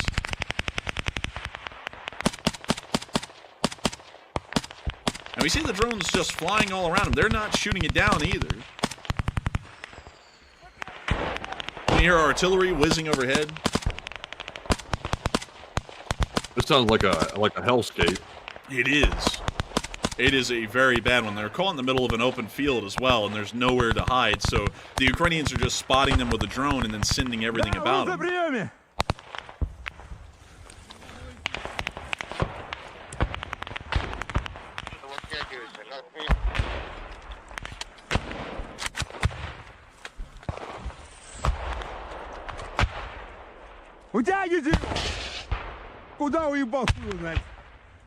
And we can see the Russian commander yelling to pull him out, but we of course know that the Russians' pull-out game is weak. And so this man will not be pulled out. And we can actually see the Ukrainian drone that may be observing them right up there. And this guy just missed every single shot in that 30-round mag on a stationary drone. Oh, wait a minute, I think he may have gotten it. I don't know. No, he didn't get it. When you see that he's fired the AK so much, the plastic furniture on the front of it is starting to smoke. Someone said these guys aren't our enemies.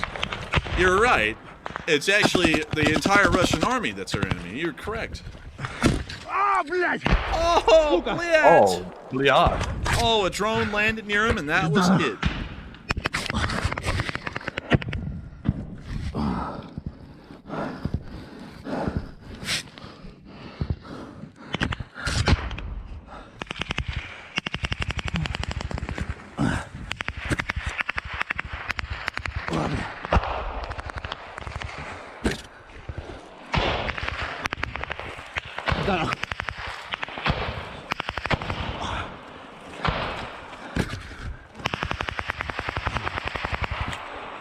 Меня уебало? Уебало. Уебало мне. Брос, пидорас. А? Пока мы. Да. You see him just crawling. Отходим, оттягиваемся. Just telling him to pull back. Oh, man, a lot of jokes can be made with that one.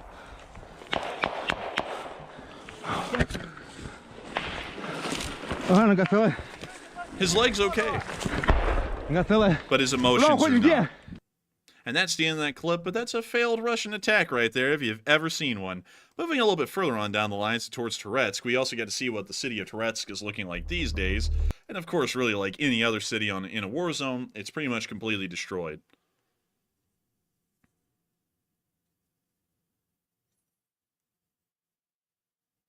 And Finnegan said, you talk like it's an easy target to hit. I bet you couldn't hit that with 300 rounds while getting shot at and people getting killed around you.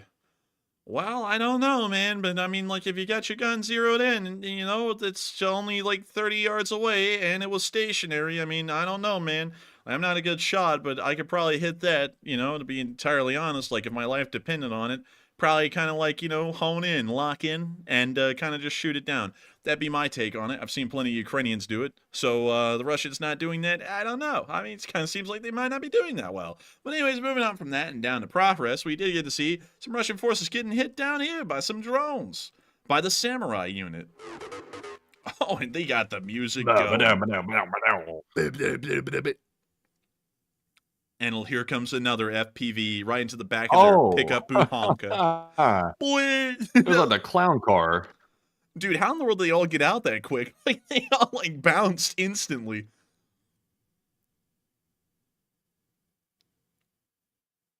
And we can see them hitting You know it. what would be absolutely crazy? If they could fly this drone, like, right next to match the speed of the vehicle and just fly right along the driver's side window that's open, and right as the driver turns to the left to look at it, they just, like, take a sharp left or right turn and go right to the cab of the truck. Dude. Diabolical. Man, that would take some skill right there. Like, if the Ukrainians are listening, if y'all can pull that off, that'd be crazy. That'd be a crazy footage. Man, remember when we brought up shotguns and then everyone started carrying around shotguns like a month or two later? Maybe they listened. Like, maybe they've heard the statement. Maybe everyone said that around the same time and then everyone just started to kind of like pick up on that. Or maybe someone picked up on it because of the show. I don't know. That would be a little like too... Like, in my opinion, that's way too narcissistic for us to say, oh, yeah, 100% it was our show that led to everyone starting to use shotguns. That would be pretty wild to say and kind of stupid. But, like, if it was, like, hypothetically, then that would be something cool to try. Like what Matthew said. What he said. Oh, no. Oh, not his dirt bike. And the samurai unit got him. Sad days indeed, Gregory Hall. Sad days indeed. Moving on from that and down into the area around Mikhailivka, we also get to see them hitting even more Russians. Check this out. What's this? Oh, more music. And we can see the Russian position here on top of this mound. And the Ukrainians are about to hit them on their tiny post, and they're getting pounded. Man, let me do that the right way. The Russians were up there on their tiny post, and they were getting pounded. Pounded, man, pounded. Man, I don't even think your mic was picking you up there for a second, man. I was like, what the hell? It didn't pick it up at all, man. Man, I don't know what's up with your mic in that, man. Sometimes it just goes, nope, and it doesn't pick up anything. I'm like, well, weird. I got a limiter on it now, so that way it picks up most of my normal talking, but it tries to, like, cut out the background noise, too, so it cuts out some of my normal talking sometimes. And I gotta say, that is something right there. Very nice indeed. Very nice. Oh, there's a Russian right there. Oh! Oh, my goodness. Oh my goodness gracious. Well, we're going to have to end that clip right there, folks. When pigs fly, and they flew. But moving on from that and into our next clip, we also get to see more Russians getting slammed a little bit further down the way right here. check this one out. This was actually near a railroad, and the police got him.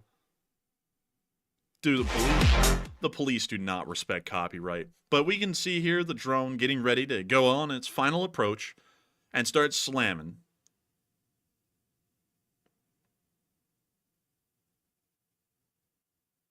Bam! And they got him dead on the nail. Destroyed, the bottom text says. Bing, bing, bing. Also, Bing. Pell Smith said, you need your own sound booth, or whatever you like to call it, like the Enforcer has. I'm working on some sound stuff. I'm not going to necessarily have a sound booth like the Enforcer has, because that requires a lot of space, and that's going to be dedicated for him, because he's a lot louder than me when he talks. But I will be putting up some sound treatment, though, behind my desk to sort of like cut the echo down, because now that he has such a nice soundproofing around his desk, now it's a huge difference between mine and his, so we've got to try to level that out. Gotta try and level the playing field here. And it really is nice to be in the sound booth because it's such a nice sound that we get out of it. And it's really helped me to be able to talk a lot more confidently and with ease, thanks to our soundproofing blankets, which surround me at this moment like a box. But anyways, that's pretty neat and pretty cool to see that they were able to slam those Russians around Mikhailivka. And we're now moving on to our next clip where, guess what? We got to see even more Russians getting slammed around Mikhailivka. Look at these guys trying to travel down this giant slag heap. Oh, it's not the first time they traveled up and down a slag either, but you better see them get hit. Oh, he just fell down. Oh, dude, they're all just kind of like falling down like this 80-degree incline. And, oh, and it looks like they're about to not be. Here comes the drone. Oh, hello did all there. that crap just for nothing. 2 of them are gone instantly. Another 3 are gone on that one. And that means there's 1 guy left down there.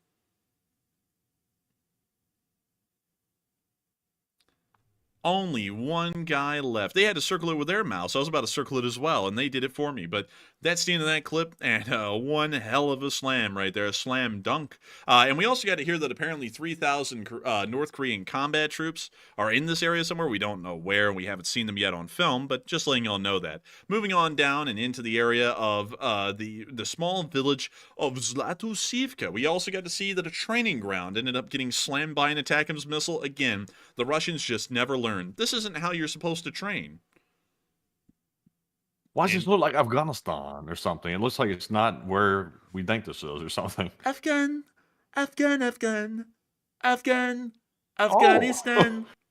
It's looking a lot more like Afghanistan now. Bro, dude, they just cluster bombed them. It's like, yo. But anyways, that's the end of the clip. And man, they're getting a little bit of Soviet medicine these days, getting cluster bombed like in Afghanistan. But moving on from that and down into the Krasnodar Krai area, we also get to see a little drone attacking some villages down here. We don't really know why. This was a really weird place, but drones did impact around the area. This one's sparking and kind of toasting a little.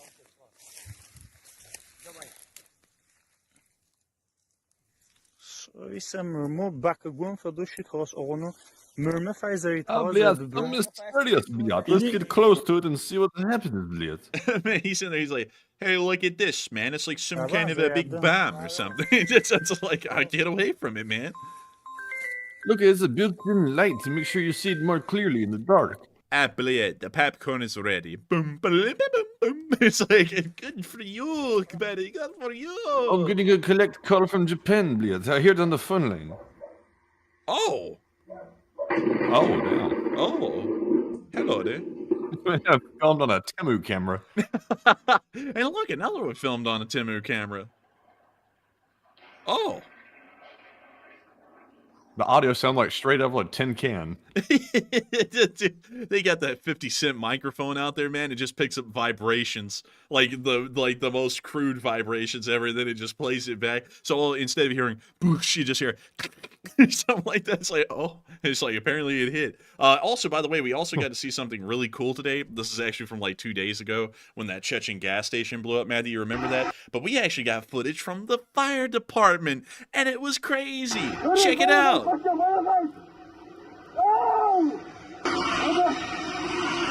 He's like, back that thing up, boy. Back, whoosh. Oh.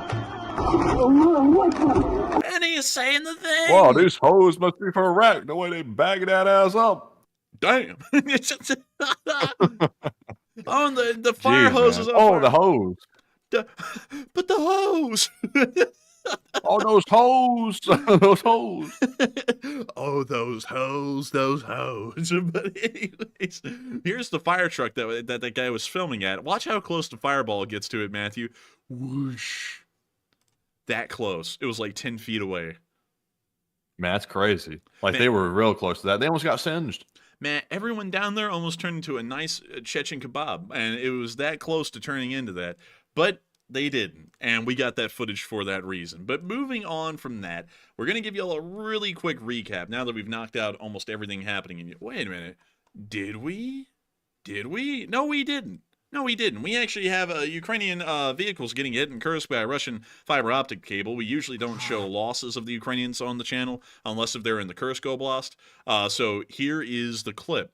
Interestingly enough, y'all may be wondering, why in the world is the footage so clear on this drone? It's using some kind of a fiber optic cable to communicate with its controller, so the connectivity is pretty much pitch perfect every single time. But we can see that they hit the back of a Ukrainian armored car right there. It appears to have been unmanned at the time. And we now see another fiber optic drone trying to get into the forest to hit the second armored car that was in there.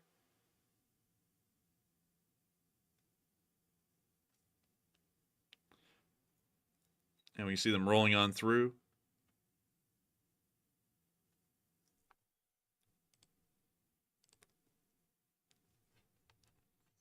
Laughing at wanton death and destruction. That's that wonton is food. Wanton is the word. Stupid, but Oh my lord, dude. Literally put wonton like the soup. wonton. Oh my lord. Dummy. What a clown.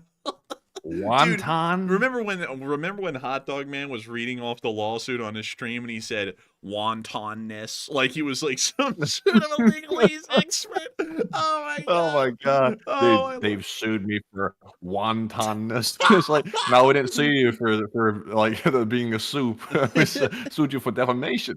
It's like we didn't sue you for being too soupy, fool. Like we sued you because you lied about us. And he's For defamation. Defamation. Let's get that out. Defamation. That's what Say it after me, is. kids. Defamation. Libel. Slander, even. It's slanderous. But Preposterous. preposterous, slanderous, outright egregious, or something like that attorney on Seinfeld, man. Sensational. Oh, man. Oh Lord. Oh man, I'm gonna destroy them with my following of 50 people. Go out, my dude. This guy literally talks to his fans at this point on a personal level, like every single one of them. He's like, go out there and spread the message, my disciples. It's like, dude, it's over, man. It's like you went from like 20,000 people to like 50. Give it up, man, and just pack up and go home. And it's like, And then some people say, wait a minute, is that him using drugs, like smoking a blunt or something like that? Oh no, just ignore that. That's nothing. I'm not smoking a roach on stream. Just ignore that. This totally isn't against YouTube's terms of service. Aw, man. Just playing it hot and dangerous. And then if he ever got banned for it, you know he'd be on Twitter, dude, the next day going, I can't believe YouTube did this to me. I did nothing wrong. Like he wasn't violating the terms of service or something. It's like, what a goof. What an absolute Also, I love goof. the fact that he keeps putting out like community notes or posts talking about, I know I'm going to lose more subs. It's like he knows his channel going down the tubes. He's going to go ahead and like preempt it by saying, I know I'm going to lose more subs. That makes it no like better. It's still as bad as like your channel failing. You're losing subs. Dude, he'll say something like, I know I'm gonna lose more subs by saying this, but I want you all dead. And then they leave and he's shocked. He's like, I can't believe people keep leaving me. It's like, what is wrong with you, man? Like, dude, the guy, like, man, sad thing right there. And also the last thing, final thing, before we get on into the Middle East news, which is kind of a really quick recap. The funniest thing, man, about that guy is that nothing of his is original. Nothing. He can't come up with an original thought. He can't come up with an original thumbnail. He can't come up with a original video, for that matter. He can't even come up with original terminology. I want y'all to know this. This guy is one of the most put there on every side. I just want to make that clear because I'm personally not a big fan of political people from either side. Like, if they're very political, I'm not really a big fan of them. And this guy is really political in one certain kind of a camp. And there's a certain kind of wordage that started to pop up in campaign messaging from that side where they use stuff like the opponent is creep and I'm so brat. I don't know what the hell that stuff means. But beyond that, he started using that against us. He's like, the enforcer is so creep. It's like, what the hell does that mean? It's like, it's not like, say, like, you could literally just say the enforcer is creepy, and then it's like, how? Or you could say, like, something else, like, that would make sense. But the guy is so, like, he's like so unoriginal and brain dead. He can't even come up with his own insults. He literally has to wait for a entire political campaign to come up with a new wave of insults, and then he starts using them. It's like, that is so lame. Come up with something better. Like, we came up with a hot dog, man. That was original. Like, we actually had to put work into that. And then he just comes up with creep. It's like, that's just lame. Like, lame. Come on, put more effort into it. Like, if I'm gonna get insulted, I want to actually know it's original. Like, come on. I'd actually be like, I would actually be honored to get an original insult. This guy just puts out like recycled garbage. Like, is that just me, Matthew? Is that just me, or is that how you feel about that as well? It's recycled garbage, man. He's got the same shtick. He does it over and over and over again. It's the same old crap. And this time, it's not sticking. This time, people are finished with it. I wonder how many like members he's lost at this point too, because his channel is losing subscribers, so that must mean losing memberships as well. And that's why he must be attacking so many people at once. He's got to try to stir the drama back up on his channel to get some memberships again, because I have a feeling he's probably getting lower than his monthly expenses. He's probably getting low on the rent, and that's why he's attacking everybody all of a sudden again. Aw, man, I gotta try and drum up the people. And then Andy L said that the clown reached out to him, and that is showing you he's getting desperate, because he's like, let me go and try and personally attack the enforcer's supporters that I know help him to keep the channel running, to see if I can turn them to giving money to me. It's like, that's so lame. Like, that's so see-through. It's like, that is legitimately sad. Like, really. But anyways, we do have a very interesting question for y'all. As Pierto said, the enforcer is so crepe. That's a pretty good one, actually. But anyways, moving on from that, with so many conflicts escalating around the world, is World War III on the horizon? And it seems like a lot of y'all are actually thinking it is, which is actually a little concerning. But Matthew, what are you thinking? And what is everyone else thinking about that? All right, so the age-old question, the question that gets some people fired up because they don't believe World War III is on the horizon, and some people are very adamant that it is. So with so many conflicts happening around the world, do you think World War III is on the horizon? So about 47% said yes, World War III looks very likely right now, while 24% said World War III is not likely, and 17% said we're actually in World War III right now, at least in the beginning phases of it. And something very interesting that someone did bring up the other day is a situation where World War breaking out is really not called World War until after the fact. People don't actually label it that until they look at it in hindsight, and then they say that was the Second World War. At some point, you sort of realize you're in it, but sometimes it's really hard to tell if you're actually in a world war until it gets really serious. But we could be in the beginning phases of it right now, and me personally, I would say World War III is almost a certainty. It's only a matter of time. So the big question is, do you think it's going to happen now or later? And honestly, this is really hard to predict. I've tried to crystal ball this before and it backfired on me, so I'm not going to repeat that again. So I'm going to say I'm unsure and undecided, and only time will tell. But Enforcer, what say you? I would have to say I don't think so yet. In my opinion, I just don't really think it's actually turning into that at the moment. Now, there are a lot of very tense situations happening around the world, and this actually has happened sometimes before. But I don't really think it means that we're going to be going into World War III here in an instant, because the Korean Peninsula situation could die down. The situation in between Taiwan and China probably won't happen until 2030 or later, so that will not be happening. It just looks really tense all the time. And the Middle East is kind of a separate war from Ukraine, so I would generally have to say, I don't really think so, at least for now. If it was to happen, it probably would be about 6 or 7 more years in the future. And then we'll have to revisit that assessment when we get 6 or 7 years in the future. But with that, I hope that does address that well. We are now moving into our last topic of news, which is very short. Just a really quick recap. The Middle East. We have been able to hear today that Benjamin Netanyahu, whose name is so hard for me to pronounce for some reason. I always turn into King George VI. I always go, I have a stammer. But beyond that, Netanyahu did arrive in a helicopter today at a security facility near Tel Aviv this afternoon to conduct a security consultation amid preparations for an attack on Iran. We were also able to hear that this attack on Iran has shape and form, as the attack plan has now been completely ironed out, along with the time that the attack will be occurring. So we now know that it is very close to happening, and may be happening within just the next few weeks. Meanwhile, in Shushtar, a major oil refinery caught on fire. Rest in pieces. Or more so, maybe the Iranian government should start changing their ways. Or better yet, start changing their names. But we can see the fire here. Their name's already good enough. Iran. That pretty much sums up the whole thing. Man. It's like iPad, but worse. It's Iran. Iran? Dude, Apple needs to get on that right now, man. A fitness app called Iran. Man, that could be controversial. This is burning pretty good. Oh yeah, it's burning quite nicely over there.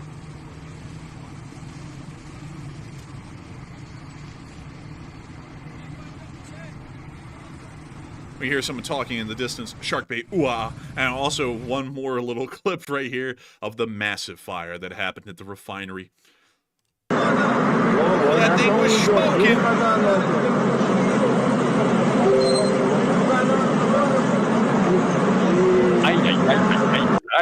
Man, that thing was toasting. But beyond that, that's pretty much all the news we have from the Middle East at the moment. Just kind of giving you all a little recap here so that we all know what's coming. But anyways, with that, we're now going to be returning back up to Kyiv to cover the speech from President Volodymyr Zelenskyy here on day 700. Well, actually, what am I talking about? It's 200 days after that. 965 of the war. And we do not have a long-lasting speech tonight. We have short-lasting speech with an English track, which we will never accept. And so, without further ado, here is the speech. Speech! Give me a speech. I wish you health, fellow Ukrainians. No, I just got rid of that. I wish you health, you fellow Ukrainians. I'm gonna come back. I wish you health. Hello, my dear Ukrainians. Very sad. But anyways, Бажаю здоров'я, шановні українці, українки. Провів сьогодні ставку енергетичну про всі ключові питання підготовки до зими і щодо захисту енергооб'єктів. Кожна служба та всі інституції мають чіткі завдання. Були доповіді по кожному рівню захисту енергосистеми, доповідав і прем'єр-міністр, і міністр енергетики, представники обласної влади, саме тих регіонів, які найбільше під ризиком. Була доповідь командувача повітряних сил щодо ППО, збиття ракет і дронів, а також наша система РЕП. Обговорили формат посилення ППО і вже є певні рішення щодо шахедів і деяких видів ракет. Доповідав сьогодні і керівник Нафтогазу Чернишов щодо накопичення газу у сховищах, відповідних питань захисту інфраструктури, всі елементи підготовки до зими, електрика, газ, вугілля, те, на що ми розраховуємо, те, до чого ми готуємось і те, в чому потребуємо допомоги партнерів. Абсолютно чітко визначено. Обов'язкова доповідь головкома Сирського по фронту. Ситуація непроста, але тримаємо позиції. Я вдячний кожній бригаді, кожному солдату, сержанту та офіцеру, які забезпечують нашу стійкість. Окремо Курська операція, визначені завдання продовжуємо реалізовувати.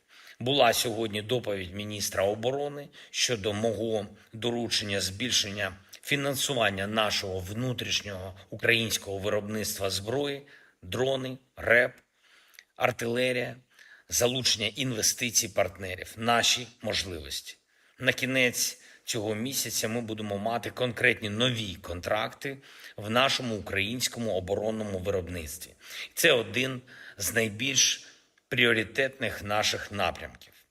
Щоб не відбувалось у світі, Україна матиме силу. Це найголовніше. Ще одне, говорив напередодні з Марком Рютте, генсеком НАТО, ми узгоджували позиції щодо посилення України. Дякуємо Марку за підтримку. Дякую усім, хто з Україною. Дякую всім нашим людям, хто б'ється, хто працює, хто допомагає.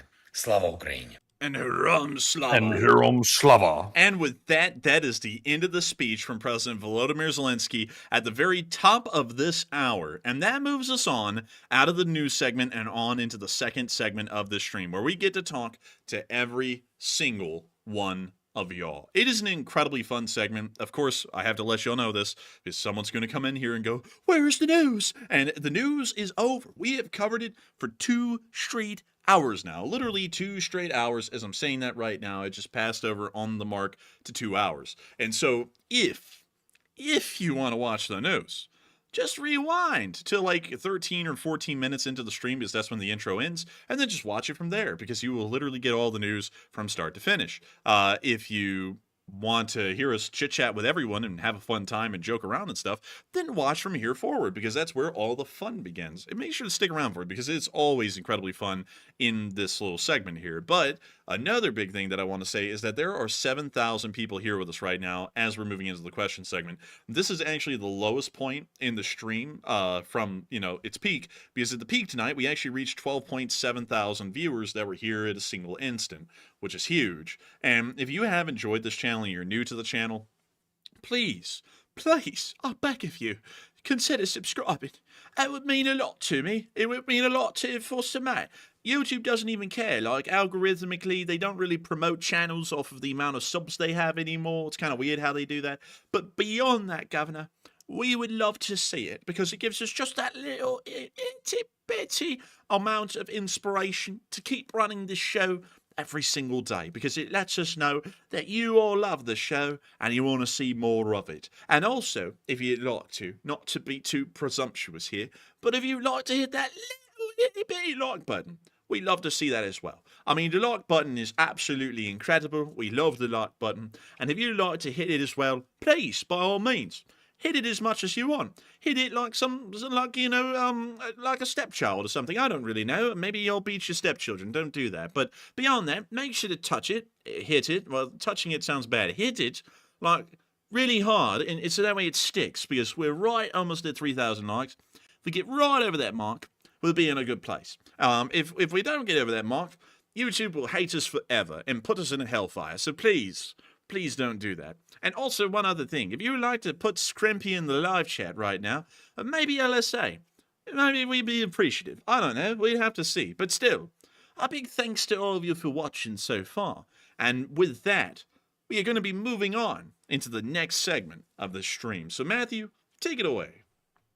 All right, so let's jump into our final question segment of the night. And we have one more poll to address, which has been up for only 3 minutes, but we're going to go ahead and address it. And it's a very difficult question on purpose. And it says, if you could only eliminate or bring peace to one conflict happening around the world, or that might happen, which one would you end or prevent? 61% said Ukraine and Russia, while 15% said Israel and Iran, 19% said China and Taiwan, and only 5% said North Korea and South Korea. So on this one, like I said, it's a very difficult question, because of course we'd like to eliminate all the conflicts, but you can only eliminate one under this premise right here. So basically, which one do you think is most important to bring to an end very quickly? I would go ahead and eliminate North Korea and South Korea, because even though that would be a devastating war to break out, it's generally contained to the Korean Peninsula. It's not going to really spread beyond that, or at least in my opinion, it's not. So it's generally contained. I'll rule that one out. So you're left with Ukraine, Russia, Israel, Iran, and also China and Taiwan.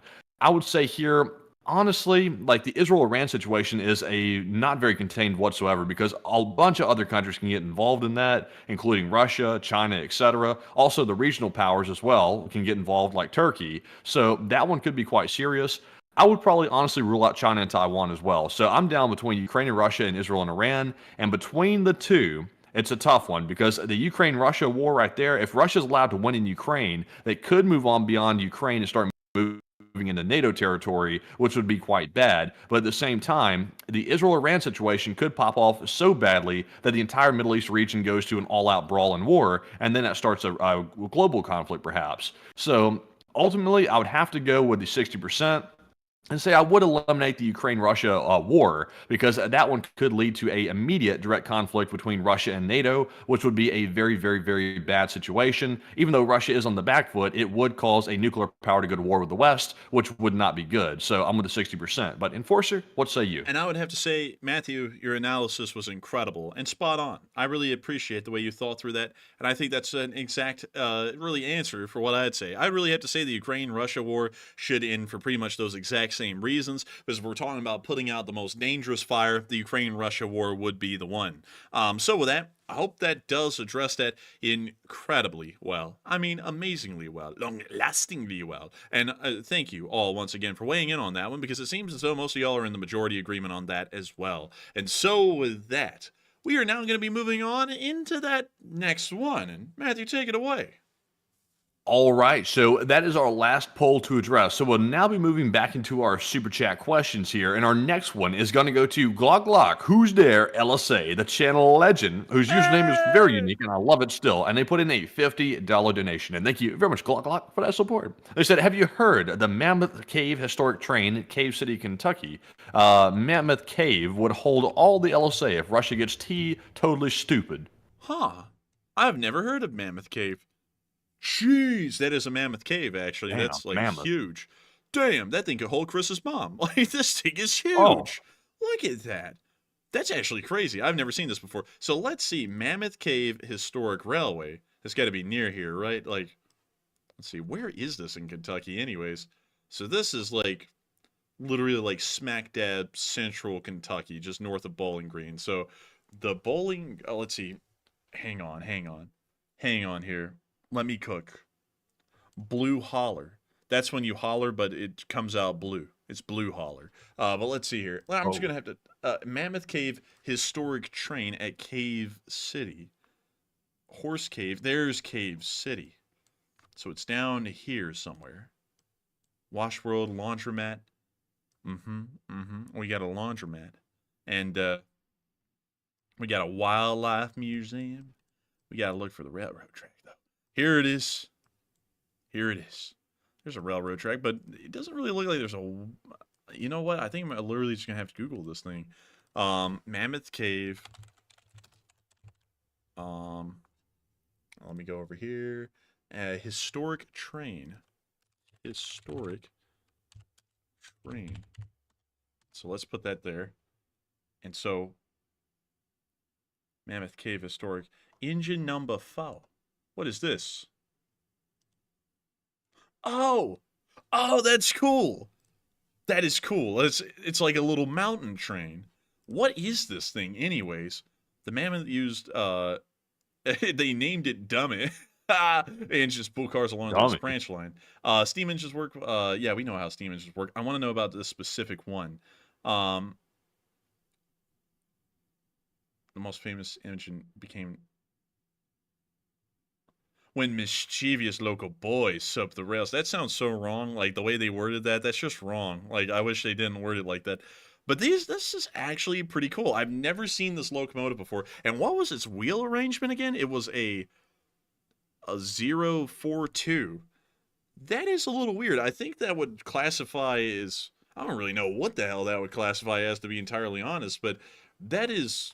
interesting. That is actually very interesting. I thank you for sharing this, because that is a cool little thing right there. Look at that, man. If any little locomotive would deserve the name Little Scrimpy, it would be this one.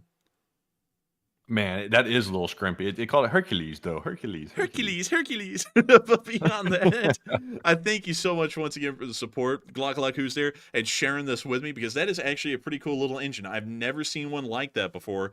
It kind of reminds me, honestly, of the... I believe it's the New York Central or Penn Z early electric locomotives that were like literal bricks. Like, let me go see if I can find the I think it was Pennsylvania Railroad electric locomotives, and let me go see if I can find one, because oh my god, they were terrible looking. Pennsylvania Railroad locomotive classification. Okay, I'm not gonna find it in there, am I? Electric. Yeah, so Railfan Network will probably have the answer to this one. Oh, yeah. Ooh, I hate these things so freaking much. They're just so ugly to me, but these things. Oh man, that is ugly. It's like way too high off of the tracks or something like that. What's up with the undercarriage? I don't even know, man. These things are just so ugly. I just hate them. Like, I truly hate these things. And they made so many different kinds of them, too. Like, this one, a B1. They're literally just little boxes, and they're just hideous. I think they were like little yard switchers or something like that, because they're not big enough for mainline servers for sure, but they're just ugly. And there were so many different ones that they made. Like this giant ass version of it, the DD1. Let me see if I can get y'all the picture. Like, they're freaking hideous. Like, who thought these things were a good idea? I just think they're terrible. But one thing I will say, though, that they did make that was really cool. Now, let me see if they have a picture of it on here. They don't. Do they? They should. Like, it's one of the most famous ones ever. Maybe they put it down as the DD2? But these, I think they were called, like, GG1s or something like that from what I remember. These are pretty cool. Like, they're not like a brick, so they're cool for that reason. And then also, these are probably like the I gotta latest. appreciate it's like old style like website design too. Like that website's like straight from like the 2010s or something like that or earlier. It's crazy. Like that background like image they have like the little train wallpaper and stuff like Yeah. that, and the way the whole website's set up. This is like one of the first websites I've ever made. Like when I did websites. Dude, these are I like these websites. I always respect them because they're like a relic of a bygone era of website design. So I always love them for that reason. They're pretty cool. But yeah, electric locomotives of the Pennsy.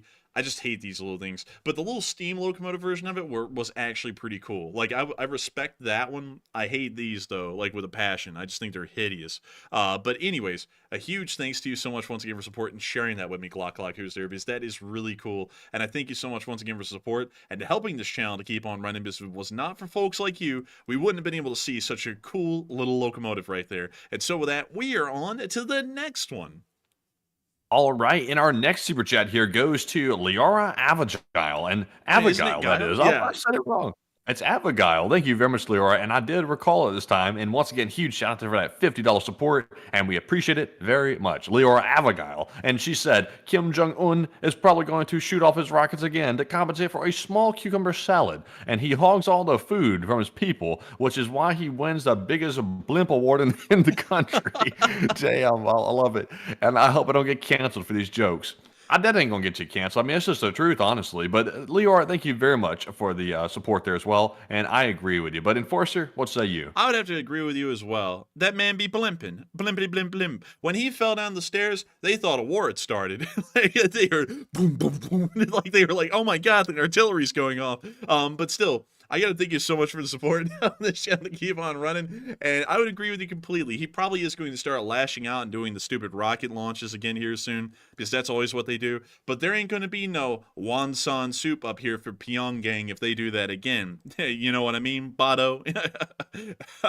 You know what? They might even get a little bit of that Pyeongsong up on them. You know, that Chongsu-ri. Maybe even some of that Sogem-dok. Or that Hyodong. Man, when you go to North Korea and you say, so what do you do? Instead of saying hok tu and spit on that thing, they go dong and spit on. Oh, jeez, man. Oh my lord, man! Some of the names though, man, are crazy, man. Like Chosa Dong, dude. Oh my lord. That's what Chris's mom does. They Chosa Dong. It's just like choose a dong or something. You know, you get it? Oh man. Oh. I'm telling you, just like, I'm telling you something, man. You almost sound like Mr. Bean right there, man. You almost went or something like that. I was like, what the hell? I didn't know how to react to it, man. I was like, I'm shocked at this. I'm shocked, man. And then let's see here, what other funny names? Ho Yang, like, what are these names? Like, really though, man. Simpyong, like Koksan. Simpyon. What? Right there. I'm not making it up. Koksan. What the hell is that? That's not good. That's Do they not have good. names like this in South Korea? Like, let me go look. Gapyong, Pochon, Hwachon. I mean, they have the wing long. That's the drone. No, that's the Chinese, man. The Chinese got the wing long. They got that Go Yang Incheon. What? Okay, so here's the thing, y'all. I don't see a single name in South Korea that's like questionable, right? You know, like none of them are. I'm looking here. Hamyang. Like, that's not, like, that's maybe the weirdest one, like, at least in English and how it's said. And it's not even that bad. And then you go up to North Korea, and you got towns. Let me see if I can find it.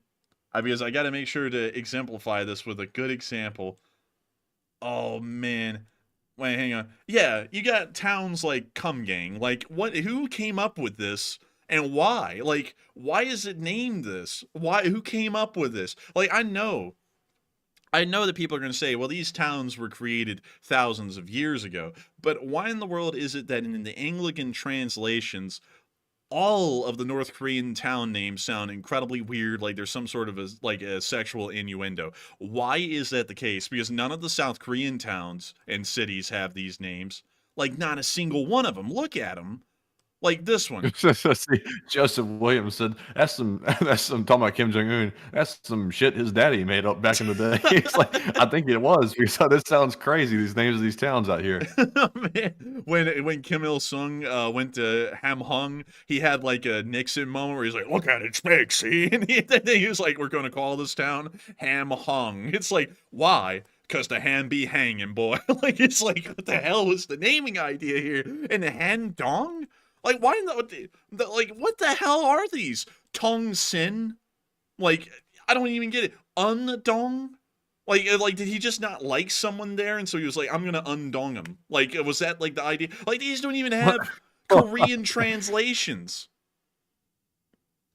Like, look, they're Anglican only. When you go to South Korea, look, every single town has an actual Korean name.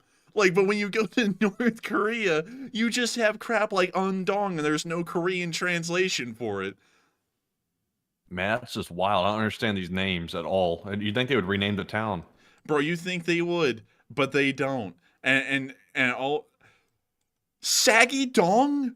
Are you kidding me, dude? They're coming up with this stuff and putting it on the map. I don't even think these are the actual names of these towns. I'm not kidding, y'all. And it's like Freud and Slips for the leaders of North Korea. They couldn't help it. They were, they were trying to hold back. They were trying to not name it stuff like that, but they couldn't help it. They were letting it out. And look at this. They even named one after Cardi B, Wap Yong. Like, who the hell is coming up with this stuff, dude? I really don't know. Chick Tong? There's Sing Song Dong. Chick Tong? Dude, what is this? Really? I mean, look at... Okay. We're going to have to make this a thing on the internet, y'all. What the hell is up with all of the North Korean towns sounding like sexual innuendos, and then South Korea has none of this? Like, hang on, hold up, y'all. Hold up. We actually got to take a deep dive into this one. There's another Chick Tong right there. There's two of them. Kelly Dong. Sing Song Dong. Chang Hung Ni. What? I don't even understand. I don't even know what the hell to do with this information, man. Like, every single one of them. Well, not every single one of them, but a lot of them. It's bizarre. It's bizarre, man. I don't even know where in the world to go with this. Dong. What? Where? Up there on the coast. Do you see it? It's at the top on the coast. Right here? I think that's it. Zoom in on it. Oh, Sang Dong. I thought it said Osama Dong. I was about to say, what the hell? Bro, it's Osama Dong. Bro, that's like the evil guy. There's no way that's a coincidence. That's the evil sidekick to Osama bin Laden. It's Osama Dong. Look out! It's Osama Dong. Let's see here. Man, let's see. And then they got how. And that's my question. How? Like, how in the world did all these towns get these names? There's another Chig Tong. That's the third one. That's the third freaking one. There's no way these towns haven't been deliberately named this way. There's no way. Like, wait, hang on. There's got to be more. Hambok Tong. That one's not really that bad. Song Dong. What the hell is that one? I'm telling y'all. And the crazy thing about this, I just got to point this out again. When we go to South Korea, you always have a Korean translation under the actual town names.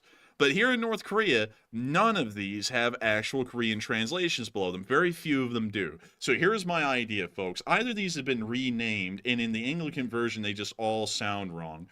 Or these are made-up names, because we don't actually know the names of the towns. And so people came up with things that sounded kind of like Korean, but they're not, and they're all kind of like jokes. One or the other. I'm thinking that's what it is, because this is absolutely bizarre, like how these towns are named, like compared to South Korea. Like, let's go through just a small area down here so that way I can once again reiterate this point.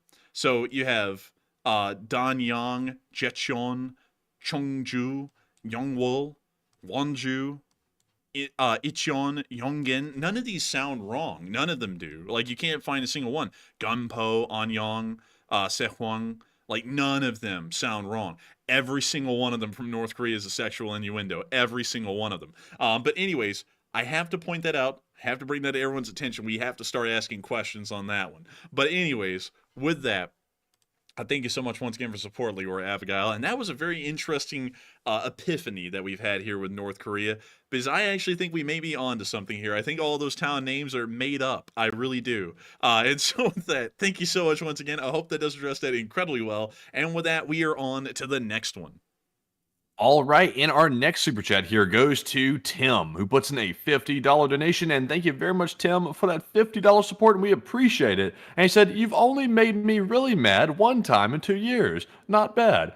That's not that bad, actually. Not We say bad. some inflammatory things sometimes, but not that bad. But he said, "Not first time, third. First 3 months offline, then 9 months under another name, and 12 months as Little Bear."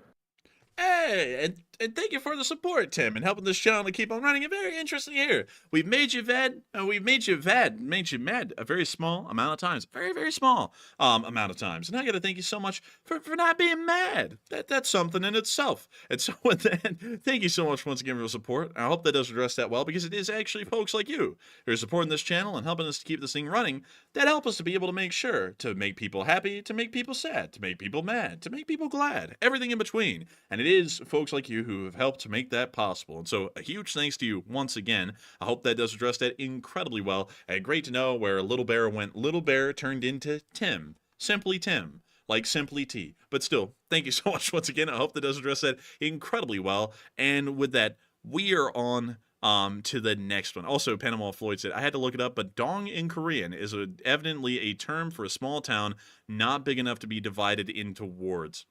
But still, that is weird, right? Like, undong, who came up with that one? Like, who came up with any of those? Like the names before it. And what do they mean in Korean? Because none of the South Korean towns have the dong, like I guess you could say suffix. Like, none of them have that.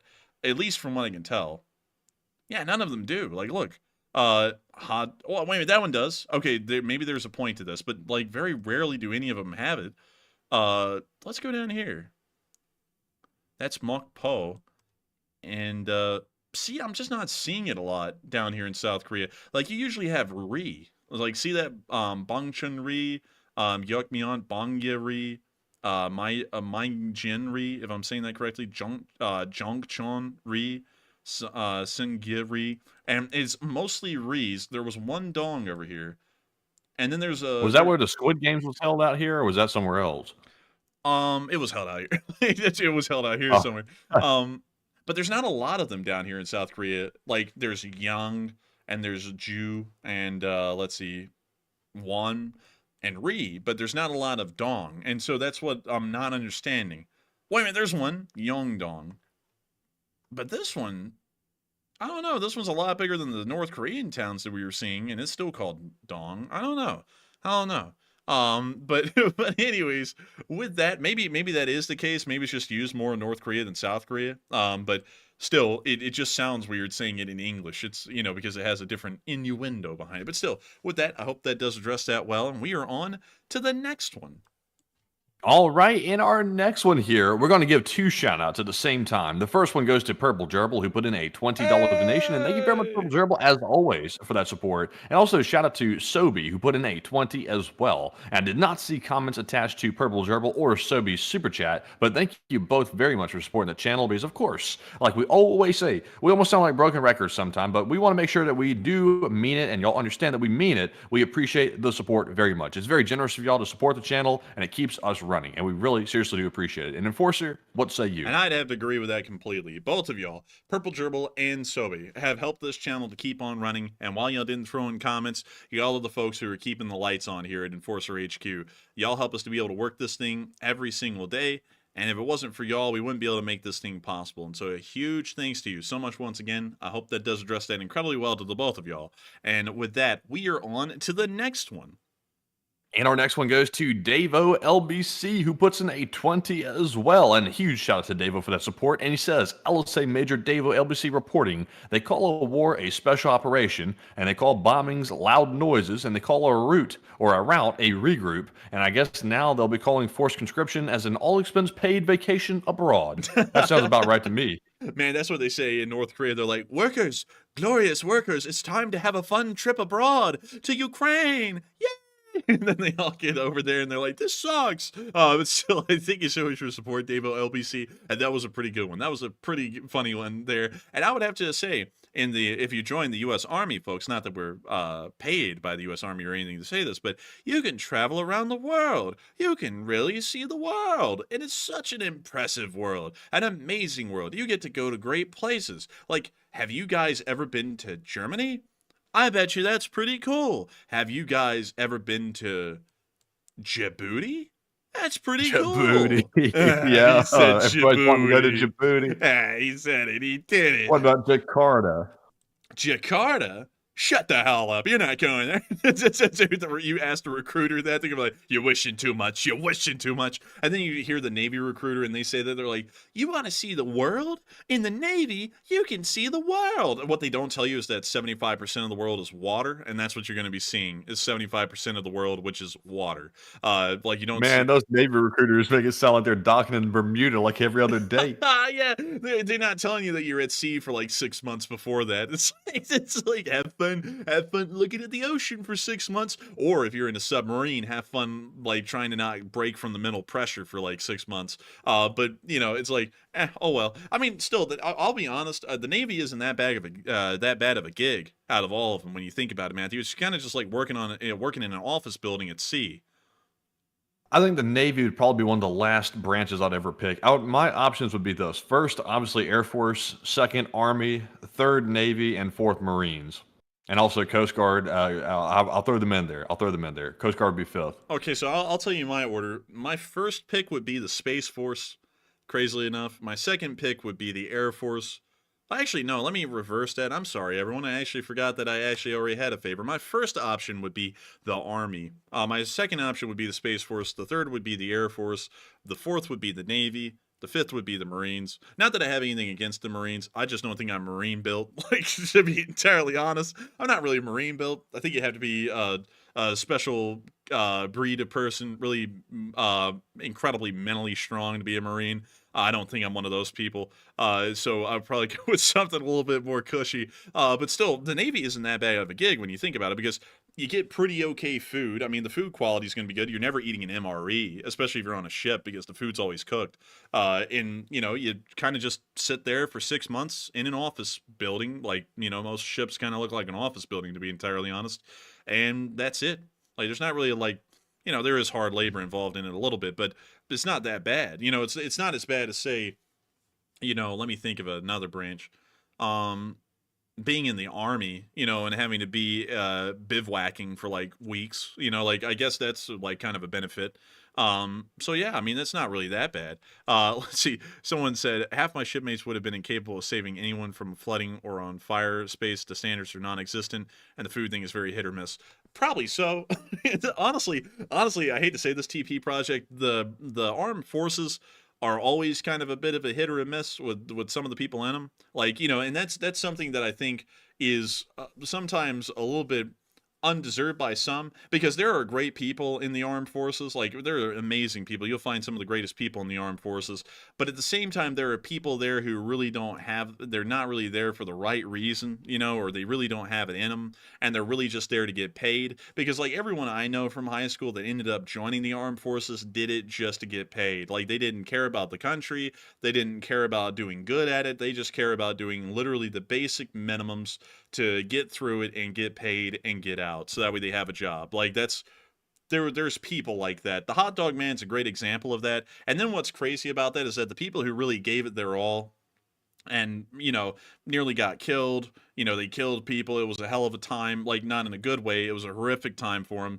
they get out and they never talk about it again. And I've known a lot of people like that, people who were in Vietnam, people who were in the Gulf War, people who were in Iraq and Afghanistan. And if they ever did anything, you'll know, because they don't really want to talk about it and they just kind of skip over it. And they're really nice people. I mean, they're incredibly nice people who enjoy doing fun things. They're just great to be around. But they did horrific stuff because that's what it kind of called for. And then the people who didn't do anything are the people who like sham it the most. You know, like they're like, I'm a veteran. You have to respect me because I'm a veteran. And it's like, but you didn't really do anything. It's like, you know, the guys who did a lot, like, they don't demand any respect. They just did it and it's done with, you know? They did their time for their country. They served, and people are proud of them when they talk about it, you know, when they rarely do. But they're not demanding that people, like, worship them or anything, you know? Like, that's one thing I know. Like, I haven't, someone's about to come in and say, you've never served. And yeah, I never have. But, you know, common sense tells me usually people who are really, like, into, like, bragging about it, I don't know. They usually haven't really done much. Hot Dog Man's probably a really good example of that. Like, he was almost in like the reserves for like 5 years and drove a truck, and that's it. But anyways, with that, I hope that does address that fairly well. At least in my opinion, at least in my take, dealing with veterans and stuff. But with that, we are on to the next one. All right, and up next, we have a $20 support from TP Project. He puts in a $20 support, like I said, and thank you very much, TP, for that support. He said, whether you can support Ukraine or not, nobody can deny your excellent coverage, and thanks for what y'all do, and stay safe. Hey, and thank you so much for the support, TP Project, and helping this channel to keep on running. And I gotta say, thank you so much for enjoying the excellent coverage. We are, of course, pro-American and pro-Western, meaning that we support Western interests around the globe. And Ukraine is one of those interests without a doubt. Really one of the most important ones at the moment, considering it's an actual active conflict. But I got to thank you so much for enjoying our coverage and helping us to keep this thing running, because if it was not for folks like you, we wouldn't be able to be here. We wouldn't be able to make this thing possible, and we wouldn't be able to keep this thing running. And so thank you so much once again for the support. I hope that does address that the absolute best I can. And I get to thank you so much for having a lot of kind words and faith in this channel and our reporting, because we put a lot of effort and a lot of salt into our credibility and the kind of news and the kind of effort that we put into this thing each and every day. And so with that, thank you so much once again. I hope that does address that the best I can. And with that, we are on to the next one.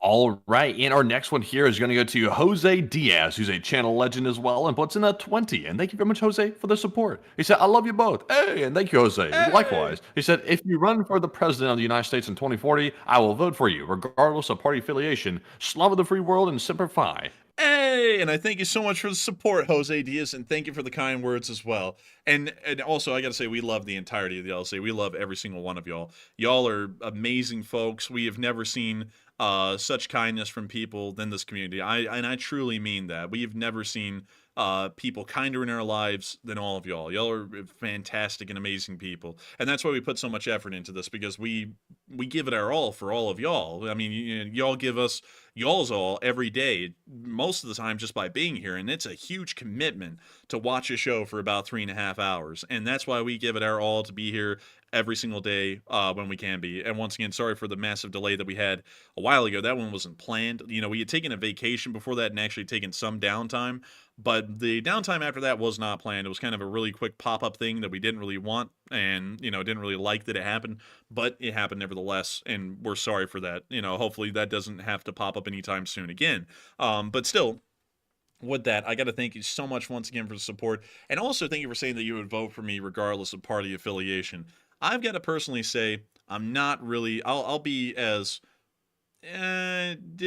diplomatic about this as possible.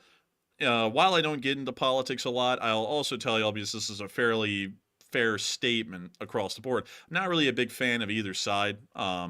At least me personally. I'm just not. I don't really believe they're addressing the things that actually impact the country or ways to actually improve it that makes sense. I'm just not really a big fan of them. That's kind of the unfortunate thing, though, is that to get into politics, you have to pick one of them, because you will not make it as a third-party candidate these days. There's just no way you can. So that's kind of the unfortunate thing, and I hope people get that when eventually I have to get into politics, because I have to. That's kind of like part of the plan. that I'm going to have to pick something. And I'm sure that people, because people are kind of brainwashed to be of one side or the other, they're going to sit there and then I'll immediately be demonized overnight once I pick a side. But nevertheless, I think it is very important to understand that just because a person picks a side in politics does not mean that they are an irreprehensible monster. I personally don't think any politician is an irreprehensible monster. I think some of the things they do are unethical, and I think that should certainly be curbed because it's obviously corruption at its most basic form. But at the same time, these are people like everyone else. They have interests of their own. I'm sure they're pretty funny, interesting, relatable people to be around. I would say that really honestly for all of them.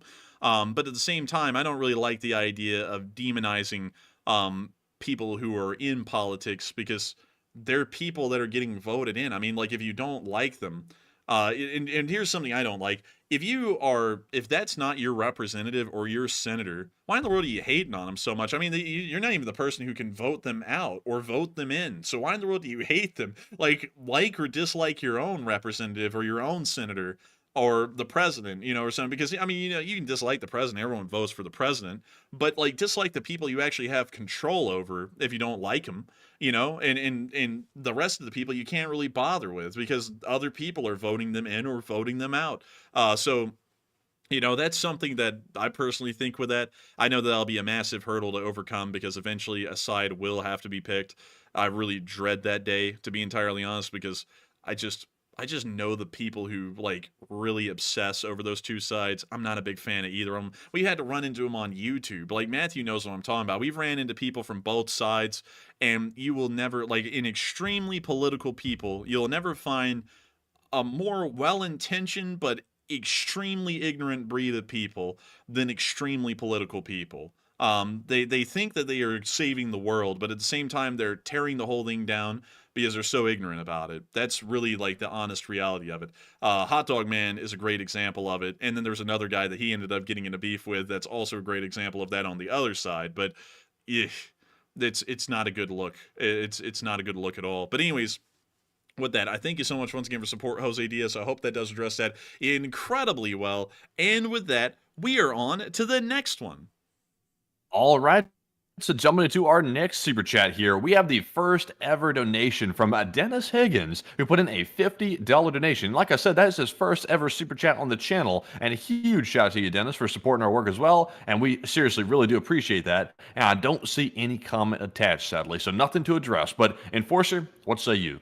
And I got to say, thank you so much once again for the support and helping this channel to keep on running. It is folks like you who help to make this thing possible, and I thank you massively for that, Dennis. Because if it was not for folks like you who are throwing in their first support ever, we wouldn't be able to make this thing possible. And so a huge thanks to you so much once again. I hope that does address that incredibly well, the best I can at least. And I hope that you enjoy this channel massively and stick around for an incredibly long time. I don't know how long you've been around, Dennis Higgins. I think I've seen you in the chat a bit, but I can't really remember when you first started to be here. But still, I thank you so much once again, and I hope that does address that incredibly well. And with that, we are on to the next one. Also, I saw someone say something, Matthew. Let's see.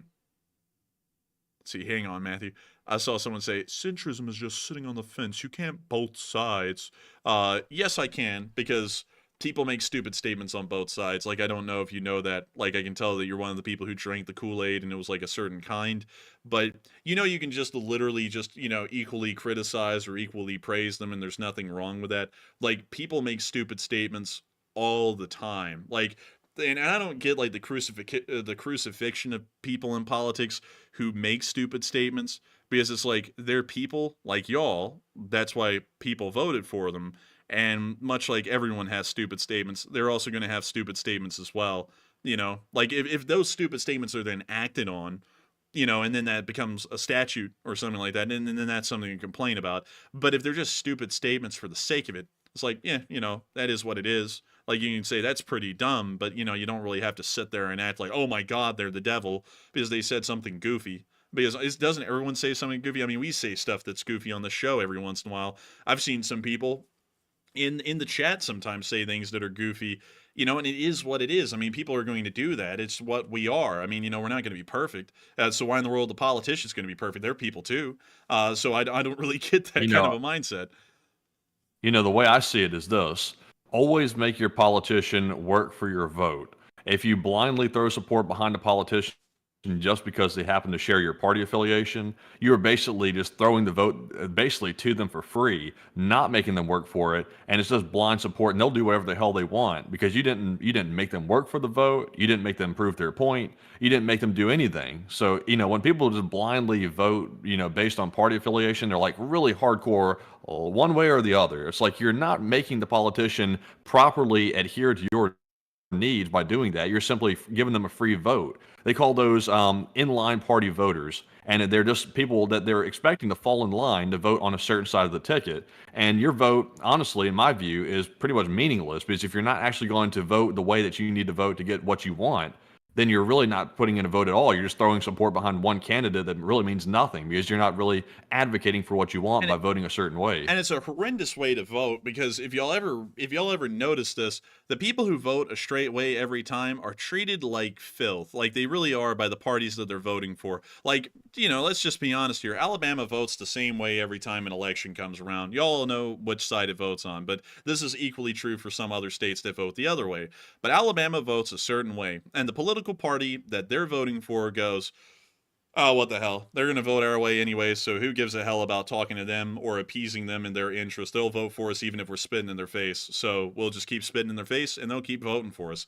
And then another state like California, which very rarely gets visited by anyone because it's a completely pointless state to visit because it only votes one way, the party that has that state goes, what the hell? Why in the world even go out to California and talk to those people? We already got them in the bag. Who gives a hell about them? And who gives a hell if what we're going to be pushing forward in Congress is going to be in their interests or not, even if they're voting for us? Who gives a damn? They'll still vote for us in the next 4 years the exact same way.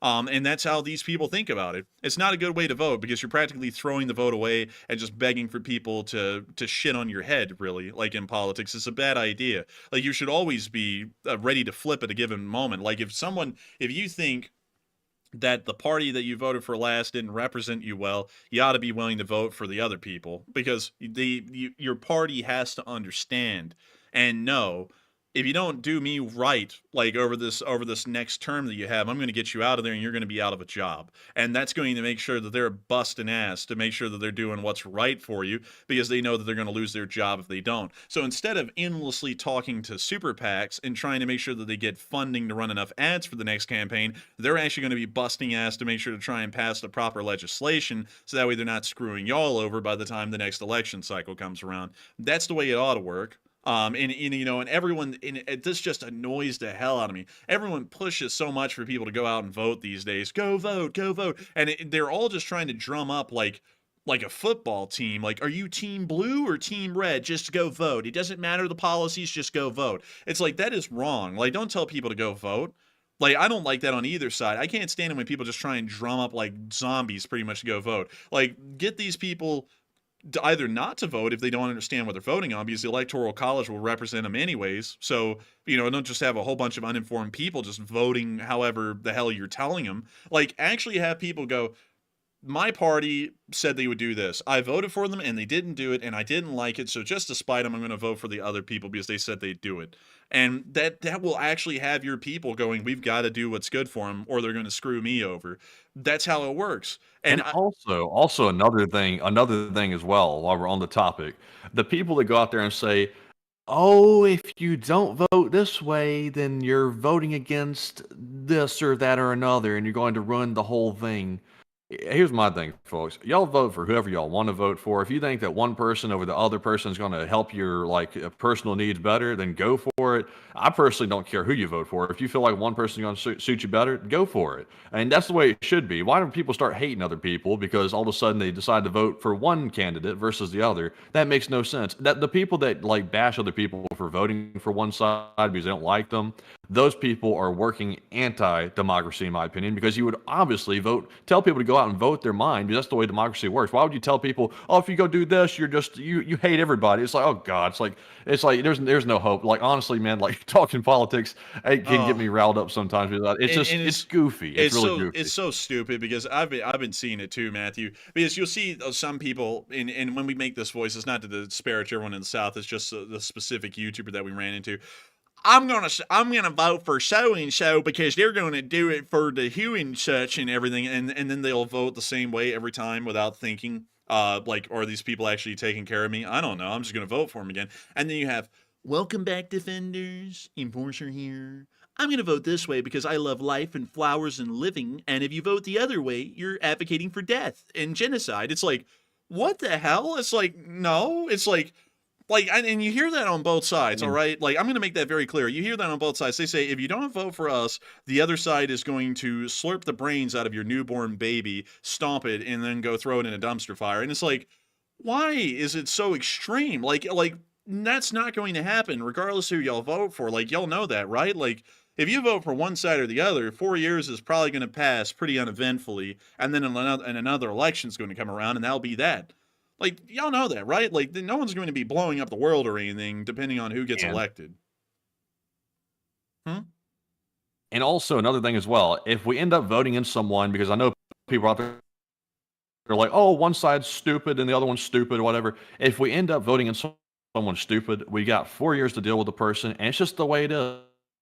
If we vote in someone stupid and they do stupid stuff, guess what? It's democracy. We voted the person in, and that's who we got. So he's got to deal with it. We can't get all like, oh God, like this is going to be it. If this isn't the election, then this is going to be it. It's like, come on. It's like, just if the people are voting them in, we're going to deal with it. That's the bottom line. It's the way the country's always worked. It's the way it'll always keep working as long as people keep their heads on straight. So that's just it's just the bottom line for me. Yeah, and also I see some people saying, are you talking politics? Actually, this does remain within the no politics rule. Like, to explain that again, because some people don't get it. Like, the no politics rule stands for being partisan. Like, as long as we're equally critiquing the entire thing and not picking a side, we're remaining within our no politics rule. If I said that party A was great and party B wants to burn you alive and eat you, that will be breaking the no politics rule. That's why we can talk about this and we don't even bat an eye on it, because it's not breaking the no politics rule, because we're speaking about both sides equally. I know some people don't like to hear when we critique both sides equally, because it also critiques their side and they don't like to hear that, but that's how the rule works on this channel. It's worked that way since we started. But to put this out there one more time, someone said 4 years is a long time.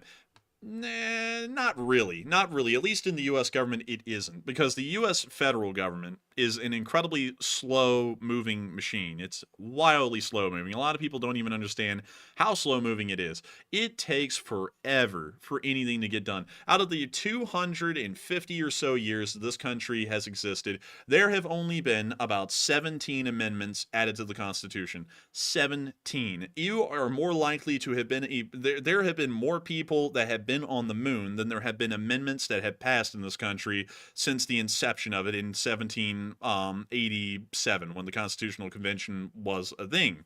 There have been more people that we have landed on the moon than there's been constitutional amendments. This government is an incredibly slow-moving kind of an apparatus at the federal level, and it was specifically designed to be that way. So when you talk about 4 years, like in life, 4 years is a long time for us living our life, but for the federal government, 4 years is almost nothing. Like, the only things that really happen on the federal governmental level is when everyone is unanimously in agreement over something, and that very rarely happens. Beyond that, most things are stuck in a gridlock. And that's why it doesn't really matter who's elected for the next 4 years. Sure, they'll change some things, and some things will be okay, and some things will not. But it can be fixed. Or they will also start to see that things are going pretty badly, and if people actually voted the way they're supposed to vote, which is if someone doesn't do you right, you vote them out, regardless whether that's the party you like or not, they'll make sure to represent you pretty well. Back in the day, I feel like the U.S. government did a lot better at representing people, because it was like that. You could literally just get swept off the floor. Like, you could literally get voted out almost unanimously in the Electoral College, and that was it. You were over. But nowadays, it doesn't matter. Almost everything's a close tie, because people just vote one way, and that's it. And that's what I think really needs to change in this country. Like, if y'all want the political atmosphere to change, it requires the voters to change first. Like, it really does. Like, the voters actually have to start voting the way that will represent them best. Like, that doesn't mean pick one party and stick with that for the rest of your life. That means look at the parties, look at what they're saying. Does it actually benefit you? And if it does, vote for that one. And then after the next election cycle comes around, if they didn't follow through on their promises, you vote them out and you get someone new. Or you just vote them out of the primary, if there's a primary, and then you get a new candidate for that party, and then you run them. So that's honestly how I think it should work, in my personal opinion. But anyways, moving on from that, I got to thank you so much once again for still saying you vote for us regardless of the party line, and I thank you so much once again for support and helping this channel to be possible. And with that, we are on to the next one. All right, and our next super chat is going to go to Eason, who puts in a $50 donation. And first off, Eason, thank you very much for that $50 support, and we appreciate it very much. Sadly, though, we cannot cover the message in the super chat because it is definitely political. So sadly, we'll have to skip. But thank you very much for the support, and we appreciate it. And thank you for being a longtime channel legend. And Enforcer, what say you? And I thank you for the support, Eason. That is a pretty political comment. And also, I have to say once again, doesn't really matter who's going to get elected. Things will largely stay status quo. You know, and some people like to hear that, some people dislike to hear that. Like, it really is going to be that way. Like, people are going, oh my god, if you don't vote for so-and-so, Ukraine's going to die. No, they won't. They will still be supported. Like, didn't y'all hear that just a while ago? Like, the opposition came out. And that's what I'm going to call them, because right now they're not the party in charge. They're the party that's not really in charge. The opposition came out and now said they're going to support Ukraine. Like, things that have to happen will happen, and supporting Ukraine has to happen. It doesn't matter how people want to do it or what they're going to say or how much they're going to complain about it. It will be done, and it will be a whole flip. It will be a 180 from what everyone's saying now. The opposite, people who hate the war are going to now love the war, and the people who love the war are going to hate it because it's wrong and people are dying and everything. It's how it is. Like, to be entirely honest, I don't really put that much stock into it, and I just don't really, I just don't really get into the whole politics thing. Like, like, I talk about it and equally critique it and praise it, but I'm not really all like gung-ho for one side or the other, or treating them like idiots, like one group or the other like idiots, or acting like they're stupid or they're going to blow up the whole country. Because, to be honest, the same two parties have been getting voted in and out for at least the past 150 years, and the country's still here. So in my opinion, it'll still be the same. But still, with that, thank you so much once again for support. And with that, we are on to the next one. All right, and our next one here goes to RTD01, who puts in a $20 donation. And thank you very much, RTD, for that support. And we appreciate it. And they said, I'm so glad I got off work just in time to catch the stream at 10. And I've watched y'all stream since the first Russian turret toss competitions. And you guys are the only news that I watch. And Slava Ukraine, and long live the LSA. And long live the LSA. And thank you so much for the support and helping the channel to keep on running. Because if it wasn't for folks like you, RDT01, we wouldn't be able to keep running the show, because folks like you who make sure to watch this stream, hopefully religiously, give us a lot of inspiration to keep this thing running. And I got to thank you so much once again for supporting this channel and making it possible, because if it wasn't for folks like you, we wouldn't be able to keep this thing running. And so with that, thank you so much once again. I hope that does address that incredibly well. And with that, we are on to the next one. But a huge thanks to you once again. Indeed. And our next one here goes to Marion Deemert, who's a longtime channel legend as well. And thank you very much, Marion, also for the $20 support. And he said, I love that you're not leaving Ukraine. Hey, and thank you so much for the support, Marion Demon. And yeah, we're not leaving Ukraine. Ukraine is a key topic in support of Western interests. We have to support Ukraine, unlike others who kind of like jump ship when they're not getting viewership. Hot Dog Man, like literally Hot Dog Man. He sat there and went, "Oh man, this isn't really bringing in the money." And then he moved to like Hurricane Helene, and then like politics, and then a whole bunch of other stuff. But still, I got to thank you so much for the support, and I thank you for enjoying that we stick to Ukraine, because while there's a lot going on in the world these days, and it's a very turbulent time, Ukraine is still a very important topic nonetheless. And so a huge thanks to you once again. I hope that does address that incredibly well. And with that, we are on to the next one.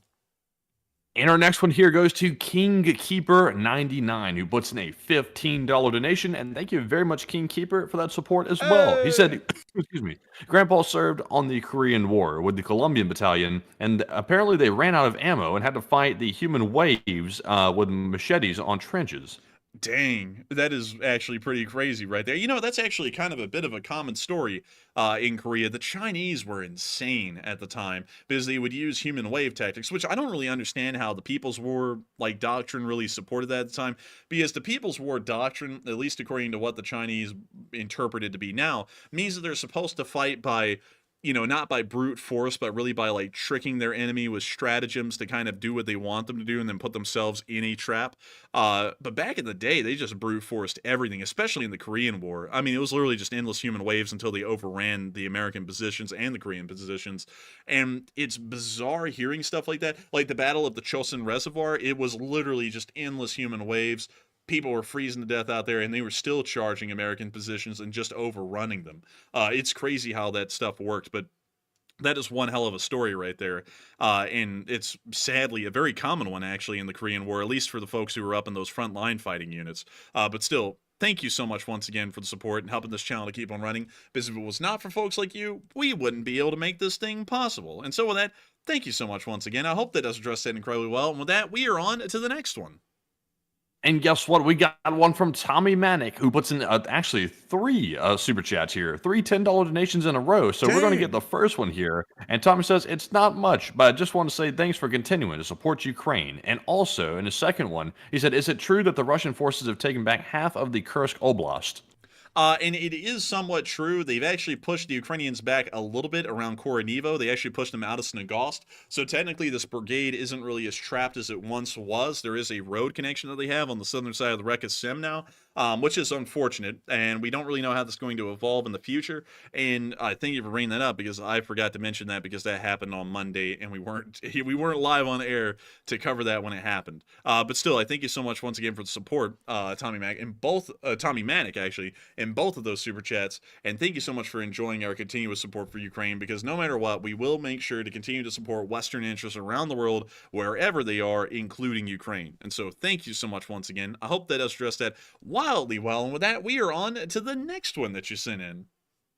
Long-lasting interests. And our next one goes to Tommy Manic once again, who puts in a $10 donation. Thank you very much, Tommy, for that support. He said, hey, enforcers, could you give a shout out to my Croatian brothers in the Azov smart unit? And I heard pushing in the Pisky area, please.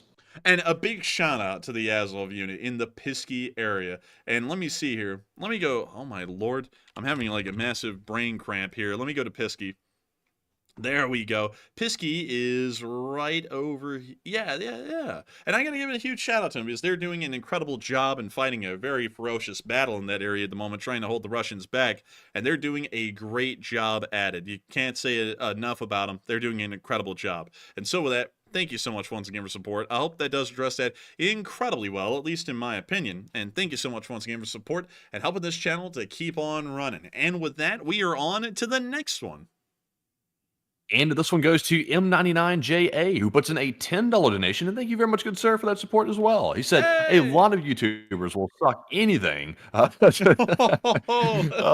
ain't that the truth? To not get demonetized and even make their content just plain for the money and will always side with their political views. And you guys are different and keep it up. And M99, I agree with you 100%. Like pretty much, well, not all of them per se, but a good majority of like the pro-Ukraine YouTubers can't help but get the partisan politics dragged and tied right into Ukraine support, which does nothing but hurt Ukraine support, because once you start tying partisanship politics into it, you're naturally splitting 50% of the support for Ukraine because you've involved partisan politics, which is detrimental to U.S.-Ukraine support. So I've never understood why they do that. I'm assuming that they don't have the ability to separate their own political views from Ukraine. They just don't have the capacity to do that, and that ultimately is very selfish because it hurts Ukraine, like I said. But thank you very much for the kind words. And Enforcer, what say you?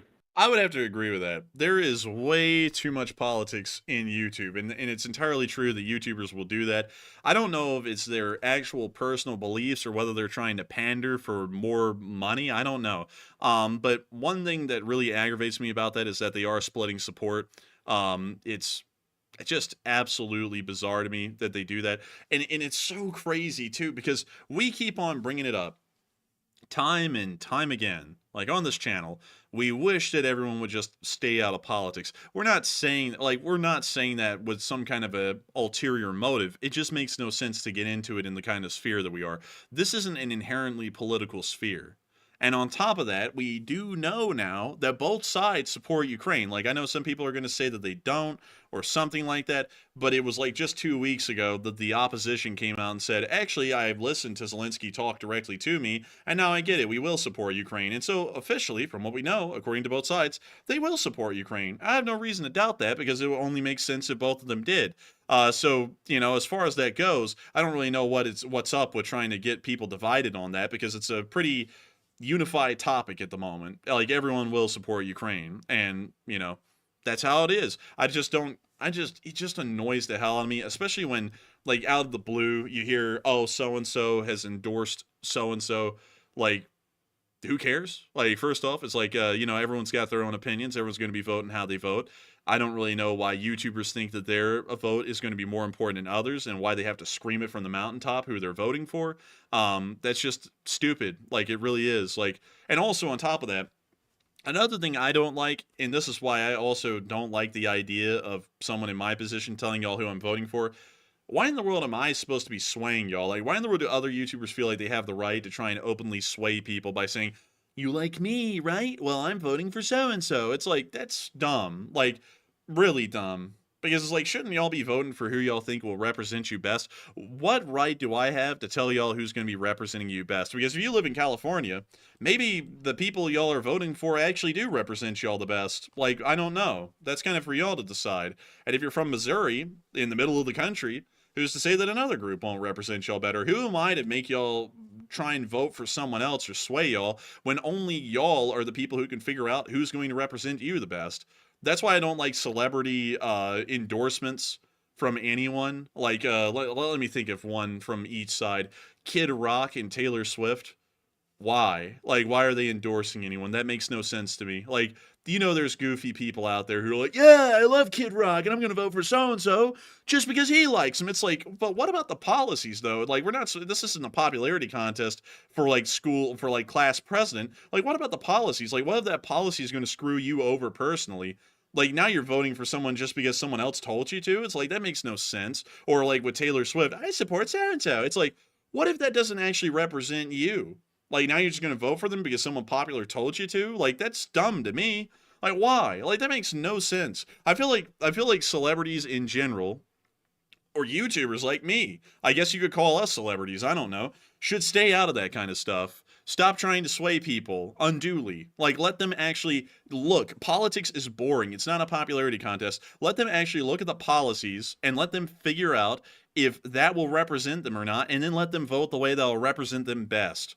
Because the whole celebrity endorsement crap and all the people on YouTube that are always trying to like push that you vote for someone some way because I did it and you like me, right? So vote that way. That is so dumb, and it's not good for this. It's not healthy for this republic. It's not good for anyone. Let people figure it out on their own and vote the way they want. And if they can't figure it out on their own, then they don't need to vote. Like, they don't need to. If they're that uninformed about what the government's actually going to be doing and what these candidates say they're going to be doing, why the hell should they be voting in the first place? They don't have a damn clue. So just tell them, just sit back and let people who actually read about the policies, let them vote for it, and then hopefully the best thing for the nation will be done. Hopefully so.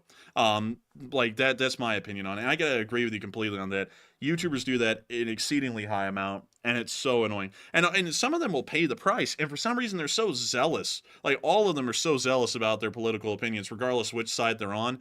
They will openly lose subscribers and viewers over a stupid disagreement that they didn't even have to get involved in. Like it's not all about viewers and subscribers, but why in the world divide a community that was just trucking along just fine up until then for no reason? Like, it doesn't make any sense.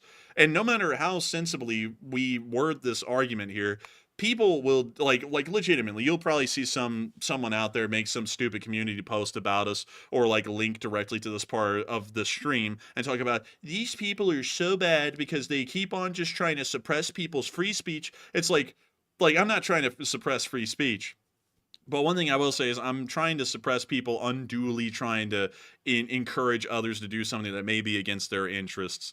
Y'all need to figure it out yourselves.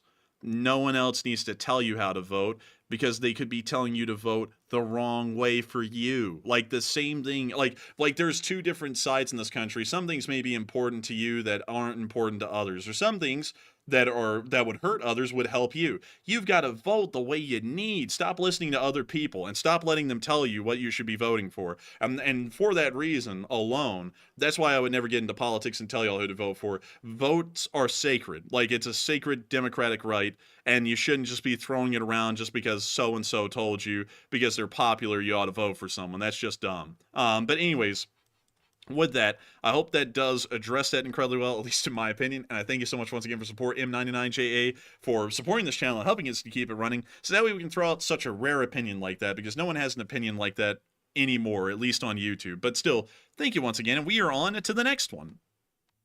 All right, and our next one here goes to Eason yet again, who threw in, I believe it was the second or the third support of the night. And thank you very much, Eason, for the $100 donation. Dang. Massive support, and we appreciate it very much. And Eason said, "Let freedom ring," and love you guys for running headfirst into the information battle. And thank you so much for the support, the massive support, Eason. And thank you for saying that, because we like to try and be as level-headed as possible. Like, that's at least what we try and do. I hope it comes through on our show, because, you know, that's largely how we are in real life as well. I mean, we're not like putting up a face or a mask or anything on the air. This is literally what we say behind the scenes as well.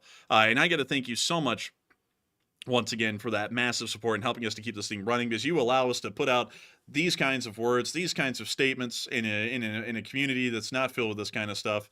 And you also allow us to continue to cover all of the news around the world that's in support of American and Western interests. And so a huge thank you to you once again. I hope that does address that incredibly well. And with that, we are on to the next one. And a huge thanks to you once again. All right, and our next one here goes to Davo LBC yet again, who puts in a $10 donation. And thank you very much, Davo, for the second support of the night. He said, "LOC Major Davo LBC reporting, and pimpin' ain't easy." And it ain't easy being cheesy. But still, thank you for the support, Davo LBC. And I gotta say, pimpin' ain't easy. I don't know from experience, but people on the street, where it is, they've told me it ain't easy. But still, thank you so much once again for support. I hope that does address that fairly well. And with that, we are on to the next one. All right, and our next one here goes to also something interesting as well. I got to point this out. Y'all, did y'all see that bot that just came in here with all those random like letters and stuff like that? That is probably a bot from the Tencent army in China, like just based on that username right there. And notice how it said, "Your distinct lack of political fanaticism is proof you hate America." Our adversaries love it when our country is in this type of shape, like when we hate each other over politics. That is what they want. They want to create division, because like the old saying goes, a house divided cannot stand, and they want to create that. And that's why you'll see bots from foreign countries coming in places like Facebook, Instagram, and other places, and leaving comments below political posts telling you to hate the other side. Those are not real people most of the time. They're actually bots. They're fake, and they're designed to get you to hate the other side. So very interesting. It just happened literally right here in the live chat. But anyways, moving into our next one here, we have a 10. Yes. There's a comment I gotta address. We can't leave this one standing. Someone said pandemonium, and I gotta say this, pandemonium. I mean this in a very respectful way. Don't take this in a bad way, but it sounds like you're drinking some Kool-Aid, and I'll explain why. You said it's ignorant to think that American democracy will survive no matter how we trash it. You cannot trash it by voting. Like, all right, let me put that out there. You can't trash it by voting. Like, look, I know that there's people out there right now, and I'll put this out there. There's one side that says that if you vote for the other, they rig the elections, they're going to rig them again, and they're never going to be gotten out. And then the other side says that the other side is trying to destroy democracy, because if they get in, they're going to completely remove the ability to vote.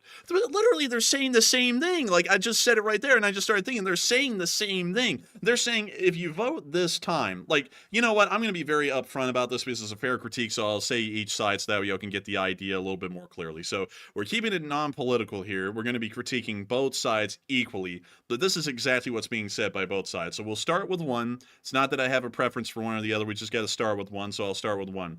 The Republicans say that the Democrats are rigging the elections. You can't have a fair election in this country because they're going to rig it and steal the election from everyone. So if you vote for them, they're going to rig them permanently, and you're never going to be able to get them out. And they're going to create some totalitarian authoritarian state, or they're going to put all the Republicans in camps.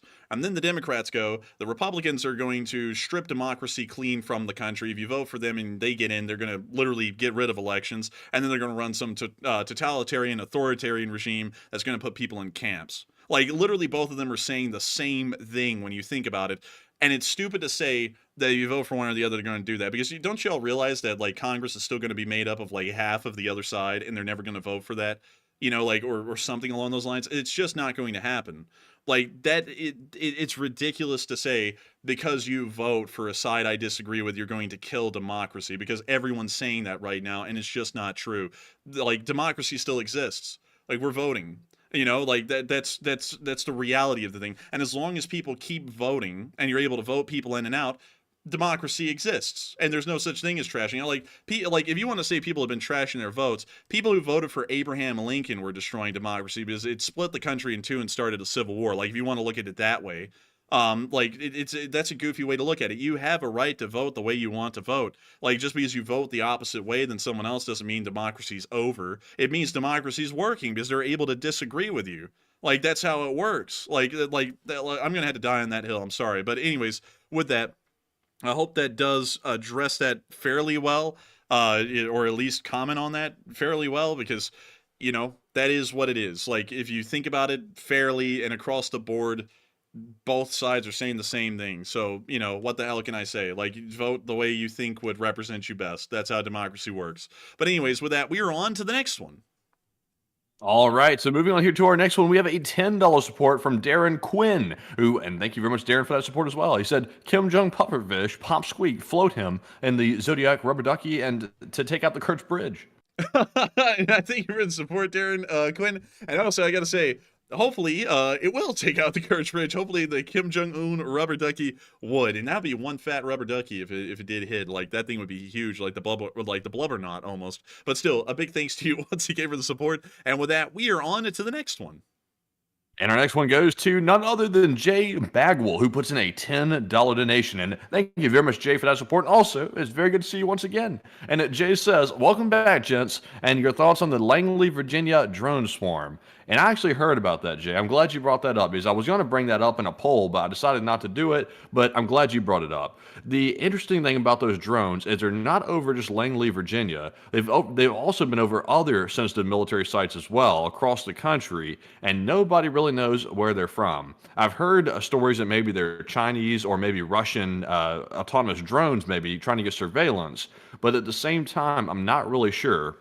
Because I did hear a Pentagon representative say yesterday, and this was just what he was saying, so I'm not like delving into conspiracy theories. He believes that the drones are from a mothership, which are somewhere maybe in orbit in space. I don't know if that's actually true or not, but that is what a Pentagon representative said, so I'm not really sure. But it's very interesting that there are drones floating over sensitive sites, taking surveillance of our military equipment and things like that. And I have a feeling it's probably a more practical answer than aliens. It's probably a terrestrial source like China, but I'm not really sure. But Enforcer, what say you? And I would have to say that in my honest opinion, I haven't heard a lot about him, actually, J-Bag. Well, that's a very good question, and I heard a little bit about him, especially the Pentagon statement about them being dropped off by a UFO mothership, like the UFO motherships by DJI Mavic drones. But beyond that, I haven't heard enough to actually get an idea on it. If I had to throw it to anyone, it's probably the Chinese that are trying to gather intelligence, because that's something that we know they're trying to do a lot here in the United States. But beyond that, I wouldn't really be able to throw around a lot on it because I don't know much on that topic. But still, thank you for being here with us tonight, J-Bag. Well, I was actually going to say hello to you in the 10-minute countdown, and then when I put @J, no one popped up, and I was like, dang, he's not here yet. And then I forgot to say hey. But hello, and thank you once again for being here tonight, J-Bag. Well, it means a lot that you're always watching and always here with us and have been a huge part of the LSA for an incredibly long time. And so with that, thank you so much once again. I hope that does address that incredibly well. And with that, we are on to the next one. All right, and this one is going to go to Herb Derp NV, who puts in a 10 and says, on a hood review bit and a future road trip visit, the California State Railroad Museum in downtown Sacramento. It's big and even has locomotive rides along the levee. An enforcer would go bananas in there. Oh man, I've seen this one before. It's actually pretty cool. You want to see it, Matthew? You want to see? It's cool. It's actually really cool. Let me say. Man, look at that. Look at that right there, man. Man, that's pretty nice actually. That's pretty nice. I like that under these lights. Man, it's a mogul. These are pretty cool. Like I like them. I don't know. It's a mogul, but I don't know whose railroad that is. And then this is a 10-wheeler. Oh, actually, that might be an American Standard. I don't know. It's probably an American Standard. And then there's another American. The 440s are just called Americans, which is pretty cool. And then they got the duplex, but with the cab forward, which these are so cool. Like, I think these are really neat. And then what else did they have? A mogul with duplex. It sounds like a real estate person. A mogul with a duplex. Now that's a duplex. But I still got to say, it's a pretty cool thing. They also have this 424. I don't even know what that wheel arrangement's called. I just call it wacky. But this is a cool. Ooh, no way! An F7 with a warp on it? That's legitimately goated. That one's absolutely horrendous over there. Like, someone needs to restore that one. But that is cool. I think this may be the Santa Fe dining car. One of them, I think. Well, the Santa Fe kitchen car.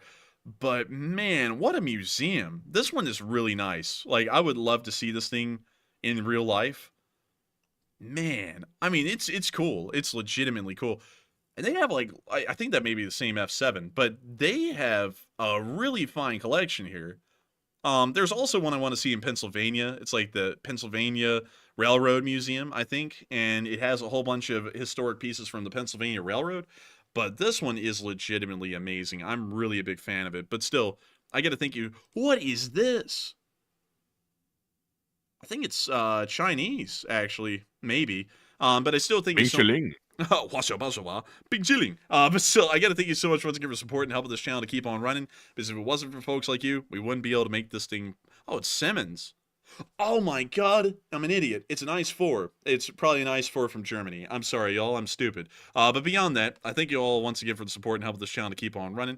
And I hope that does address that incredibly well. And with that, we are on to the next one. And thank you once again. And up next, huge shout out to Area 51 Aliens Exist, who puts in a $10 donation and says trains are awesome, and how are the Russian people viewing all of this? And trains are awesome. We just covered that. They're incredibly cool. And also, the Russians seem to be kind of a little moot in the public on this. They don't really say a lot, so it's really hard for us to weigh out exactly what they're thinking. But it looks like, honestly, a lot of people may be in support of the war in Russia, at least from what we last saw from an independent poll made by Radio Free Europe. But still, I thank you so much once again for support and helping this channel to keep on running, and I hope that does address that incredibly well. And with that, we are on to the next one. And we're going to give a big shout out to Eason once again, who put in another $10 donation, and also Robert Johnson, who put in a $5 as well. And huge shout out to Robert and Eason once again for continuing to support the channel and helping to keep us running. And we appreciate it. And our next one here goes to Point of Guinness, who puts in a 10. That says a long-lasting donation, a long-lasting support, long-lasting LSA. And I have to thank you, Point of Guinness, for the support and helping our channel to keep running. And of course, it is It is long-lasting donation and long-lasting support and a long-lasting LSA. And I have to thank you personally for giving us the chance to keep running this channel. And so with that, thank you so much once again for support and helping this channel to keep on running. And with that, we are on to the next one. And this one goes to Ken Weber, who puts in a 5 and says there is a war in Korea and has been since 1950. And the side signed a ceasefire, not a peace treaty, in 1953. That is true, Ken Weber. That is true. We actually signed a peace treaty. The United States did with North Korea, but the South Koreans didn't. So that's actually an interesting little caveat. They're technically still at war, but due to how the ceasefire kind of exists, it's kind of considered a non-existent war and just a very uneasy situation in between the two countries. But that technically is true. They are still at war. And so with that, I thank you so much once again for support and helping this channel to keep on running, because if it wasn't for folks like you, we wouldn't be able to make this channel possible. And with that, we are on to the next one. And our next super chat goes to Trigger, who puts in a $5 donation, and thank you very much for that support as well. And they said, carry on the great work, Enforcers and LSA. And thank you so much for the support. Triggered. But still, thank you so much for the support and helping this channel to keep on running, because we will make sure to keep this thing running thanks to your support. And I got to thank you massively once again for that, and I hope that does address that incredibly well. And with that, we are on to the next one. And our next one goes to Kachulian343, who puts in a 5 as well. And thank you very much, Kachulian, for that support. And he said, I will fight and die for my glorious LSA. And wait, they have food that's not made from grass and worms. Oh, we surrender. XD. Man, that doesn't say LSA, man. That says lead, like leader. You know, like I will fight and die for my glorious lead. Man, it's a Korean joke, man. you completely 50 by saying LSA. It's like, I thought they were about to fight and die for the Leah. Man, they were about to fight and die for the white and gold, man. But beyond that, I got to thank you so much for the support, Kachillian, and helping this channel to keep on running. And that is a pretty good one, man, because that's true. They will give up at the first sign of a hot meal. And so with that, thank you so much for the support, and Scrimpy. And with that, we are on to the next one. And our next one goes to Oliver, who puts in a 5 and says, keep up the good work. Hey, and thank you so much for the support, Oliver, and we will keep up the good work thanks to folks like you supporting this good work and helping this great channel to keep running. And so with that, a big thanks to you once again, and Scrimpy. And with that, we are on to the next one. And our next one goes to Steven Vasquez, who puts in a 5 and says, just in, North Korea claims 1.4 million young people joined the army this week, according to Reuters. And I wonder if that's one of those voluntold things, or did they actually volunteer to join? Because I don't think in North Korea you really have options on much of anything. I think you're pretty much told what to do or else. But I think 1.4 million young people might have been drafted. But Enforcer, what say you? That sounds like 1.4 million people were drafted. They don't volunteer in North Korea. The military service is mandatory, so they probably got forced in. So with that, I thank you for the support and helping this channel to keep on running, Steven Vasquez, because if it wasn't for folks like you, we wouldn't be able to keep this channel running and make it possible. And so with that, Scrimpy, and we were on to the next one. And our next one goes to CW, who puts in a $5 donation and says Russia is fueling war in Sudan, and it never gets talked about in the media. And also, Zelenskyy sounds like a mean mofo. He does sound mean sometimes. I will agree with that, CW, for sure. And also, Russia is fueling the war in Sudan a little bit, and we've actually seen that the Ukrainians have been down there capping some Russians here and there, for real, like, to be entirely honest. But still, I thank you so much once again for support, and I hope that does address that fairly well, and Scrimpy. And with that, we were on to the next one.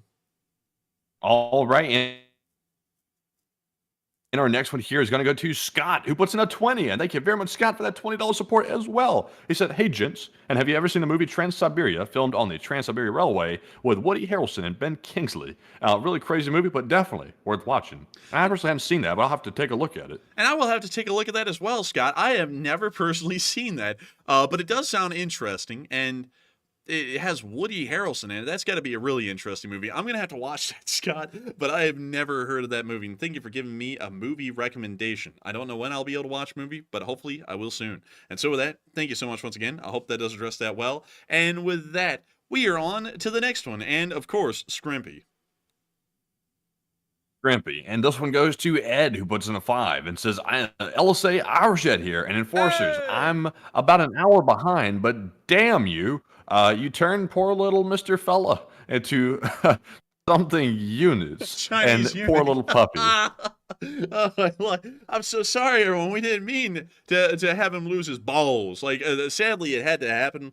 To explain a little bit, medically, he was having an issue with a certain thing inside of the body of a dog. It's in the body of a human as well, called the prostate. And the only way to deal with it was through medications or to neuter him. And we tried the medications, and the medications did not work.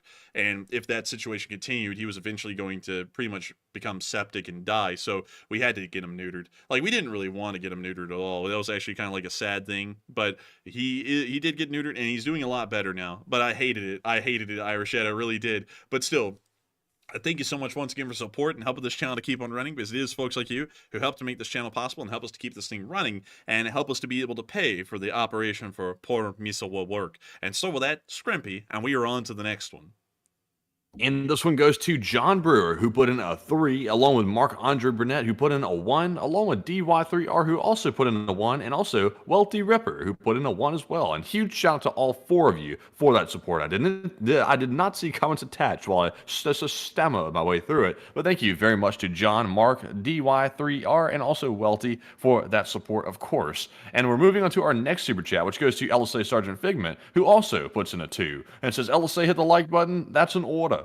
Hey, and hit that like button, baby. And that is in order. And I got to thank you so much once again for support, LSA Sergeant Figment, and helping this channel to keep on running, because if it was not for folks like you, we wouldn't be able to be here right now. And so please, everyone, make sure to hit that like button. We've hit 3,500 likes on the stream nearly, and I'm sure we can get even higher than that. Aw, man, did someone say hi? Shut up, hot dog man. But with that, Scrimpy.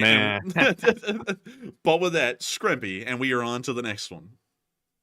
And our next one here goes to none other than Psyops, who puts in a $2 donation. Hey, and a big thanks, Psyops, for the support as well. And he says, moist about 7 times. Well, I got to thank you so much for support, Psyops, and welcome back. It has been a bit of a while that we haven't seen you here, and I heard that apparently you've been on a weight loss journey, and I got to congratulate you for that, because I have personally been on a weight loss journey for a bit, and it is a little difficult, actually. So I got to commend you for having the kind of commitment and the willpower to be able to go through with that. And thank you so much once again for being here with us tonight and supporting this channel and helping it to keep on running. And with that, I hope that does address that incredibly well. And we are on to the next one.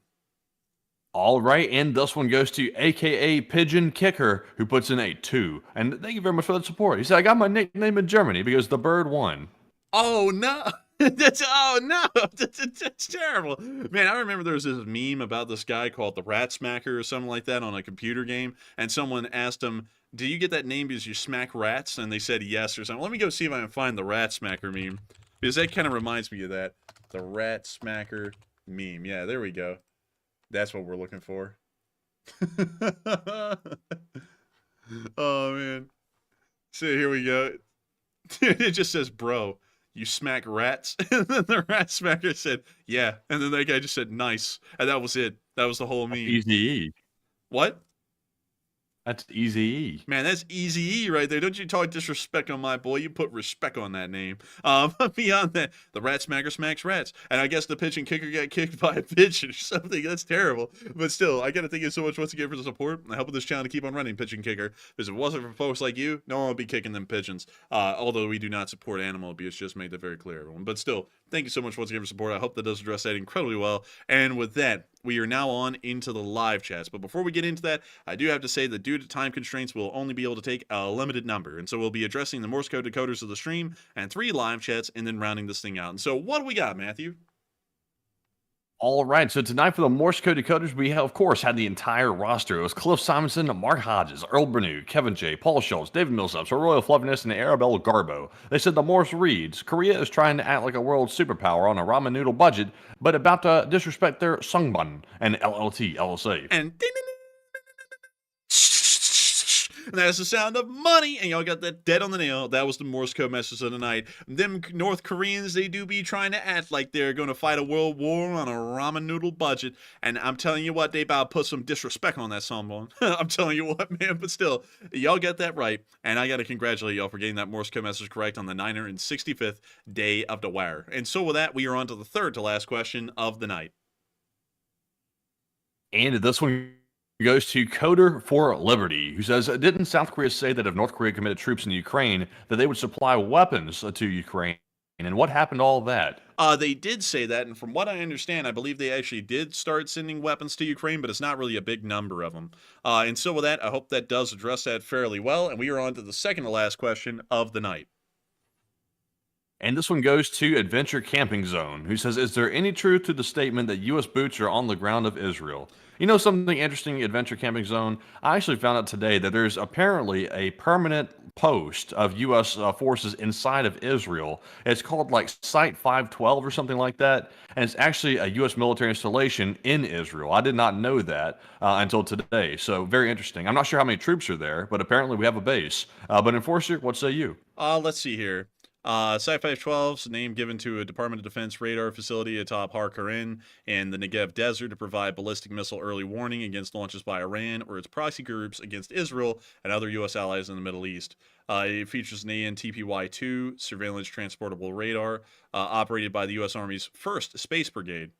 I didn't know the Army had a space brigade. That's new. Originally operated by approximately 100 soldiers, that number increased significantly since the site's initial construction with a $35.8 million expansion in 2023, increasing the base's capacity to 1,000. So there's about a little bit bigger than a battalion-sized force at this base at the moment. So it's actually pretty sizable. Like, that's a lot bigger than I thought it would be. And this appears to be one of the radars right here. I don't believe this one's in the Negev Desert because that doesn't look like a desert. This probably is in Germany or elsewhere, but still, that is pretty interesting. So we have about 1,000 U.S. soldiers. Well, we had 100 for quite a while, and now we have about 1,000 of them there at the moment. So it's actually a pretty sizable number, and we also have deployed the THAAD there as well. So there's an even larger number of THAAD operators that are also adding to that initial 1,000 number seen there. So there's at least, I would say, maybe about a half brigade total's worth of soldiers that are in that area, or maybe an entire, if we want to call it, maybe a regiment or a little bit bigger than a regiment-sized element. Although we don't use regiments these days. Like, that's like it's like a clerical thing. That's not a real thing. But anyways, with that, I hope that does address that fairly well. And we are on to the final question of the night. And so, who was lucky last person through in the lucky last question of the night? And this one goes to Michael Herrera, who says, doesn't this strike you as a coordinated plan between China, North Korea, Iran, and Russia? It would seem like it. But sometimes perfect storms are just made. And I would say that this is, to me, it's kind of just a perfect storm. Because the whole China-Taiwan thing, the North and South Korea thing, and the Russia and Ukraine thing have all been brewing for decades in the background, just in different ways. The Russia-Ukraine thing's been going on for literally like hundreds of years, really. And then the whole North and South Korea thing has been going on since about 1949. And the whole China-Taiwan thing's been going on about since 1949, too. So, you know, it's not really that's like a whole coordinated thing. It's just kind of like a perfect storm that the world's kind of moving into this era in all three areas at the exact same time, where they're incredibly turbulent and troubling times. So I would actually say it's not really coordinated. It's just that some of these countries like China are finally getting the military abilities to start acting out on their ambitions. North Korea is getting unstable enough to start acting out on its really external demands. And the Russian Federation kind of got freaked out enough that they kind of pushed themselves into a war that was a very costly gamble. So it looks like it's all coordinated, but really the reality is that if you look at each of them individually, it's not really planned. It's more so reactionary or proactive, but for different reasons, at least in my opinion. But some people could say that that's a world war, because that's kind of what happened leading up to World War II, is that it was kind of the perfect storm. It's not that Japan and Germany planned out wars on different sides of the world simultaneously. It's just that they happened simultaneously, and for that reason, they kind of ended up becoming the same war almost. Although really World War II was two totally separate wars. Like, Japan and Germany really didn't have a lot to do with each other over the course of the entire war. Like, that's something a lot of people don't know. Like, Japan wasn't supplying guns to Germany, and Germany wasn't supplying guns to Japan. They just kind of went to war with everyone at the same time, and so it ended up looking like they were all on the same side. You know, they were only like diplomatically connected to each other, not really like physically, support-wise, or militarily connected to each other in any way. But with that, I hope that does address that the best I can. And we've actually reached the end of tonight's stream at exactly 3 hours and 30 minutes. And what a stream it has been. At the peak tonight, there was a whopping 12.7 thousand people here. And over the course of this stream, about a whopping 117,000 people have watched this thing from start to finish. I've got to thank every single one of y'all so much once again for watching. It is a true honor and a pleasure to be able to get to run these streams and share all of this news with y'all each and every single day. And also throw around a couple of jokes and do some funny stuff here and there. If y'all did enjoy, please make sure to subscribe. We have gained, and I'm not saying this is a joke, we have legitimately gained 3,000 subscribers today.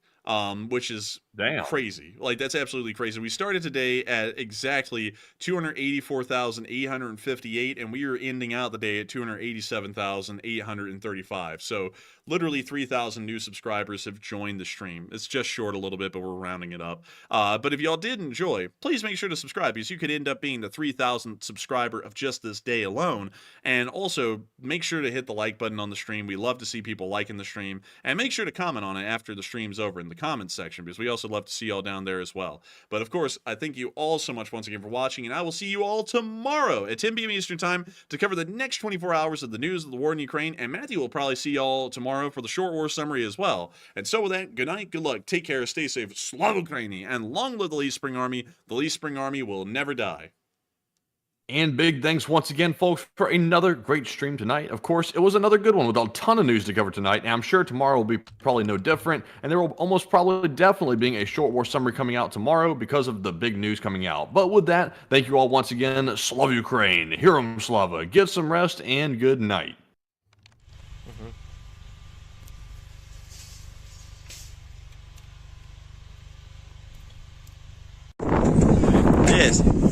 The Lee Spring Army sends its regards.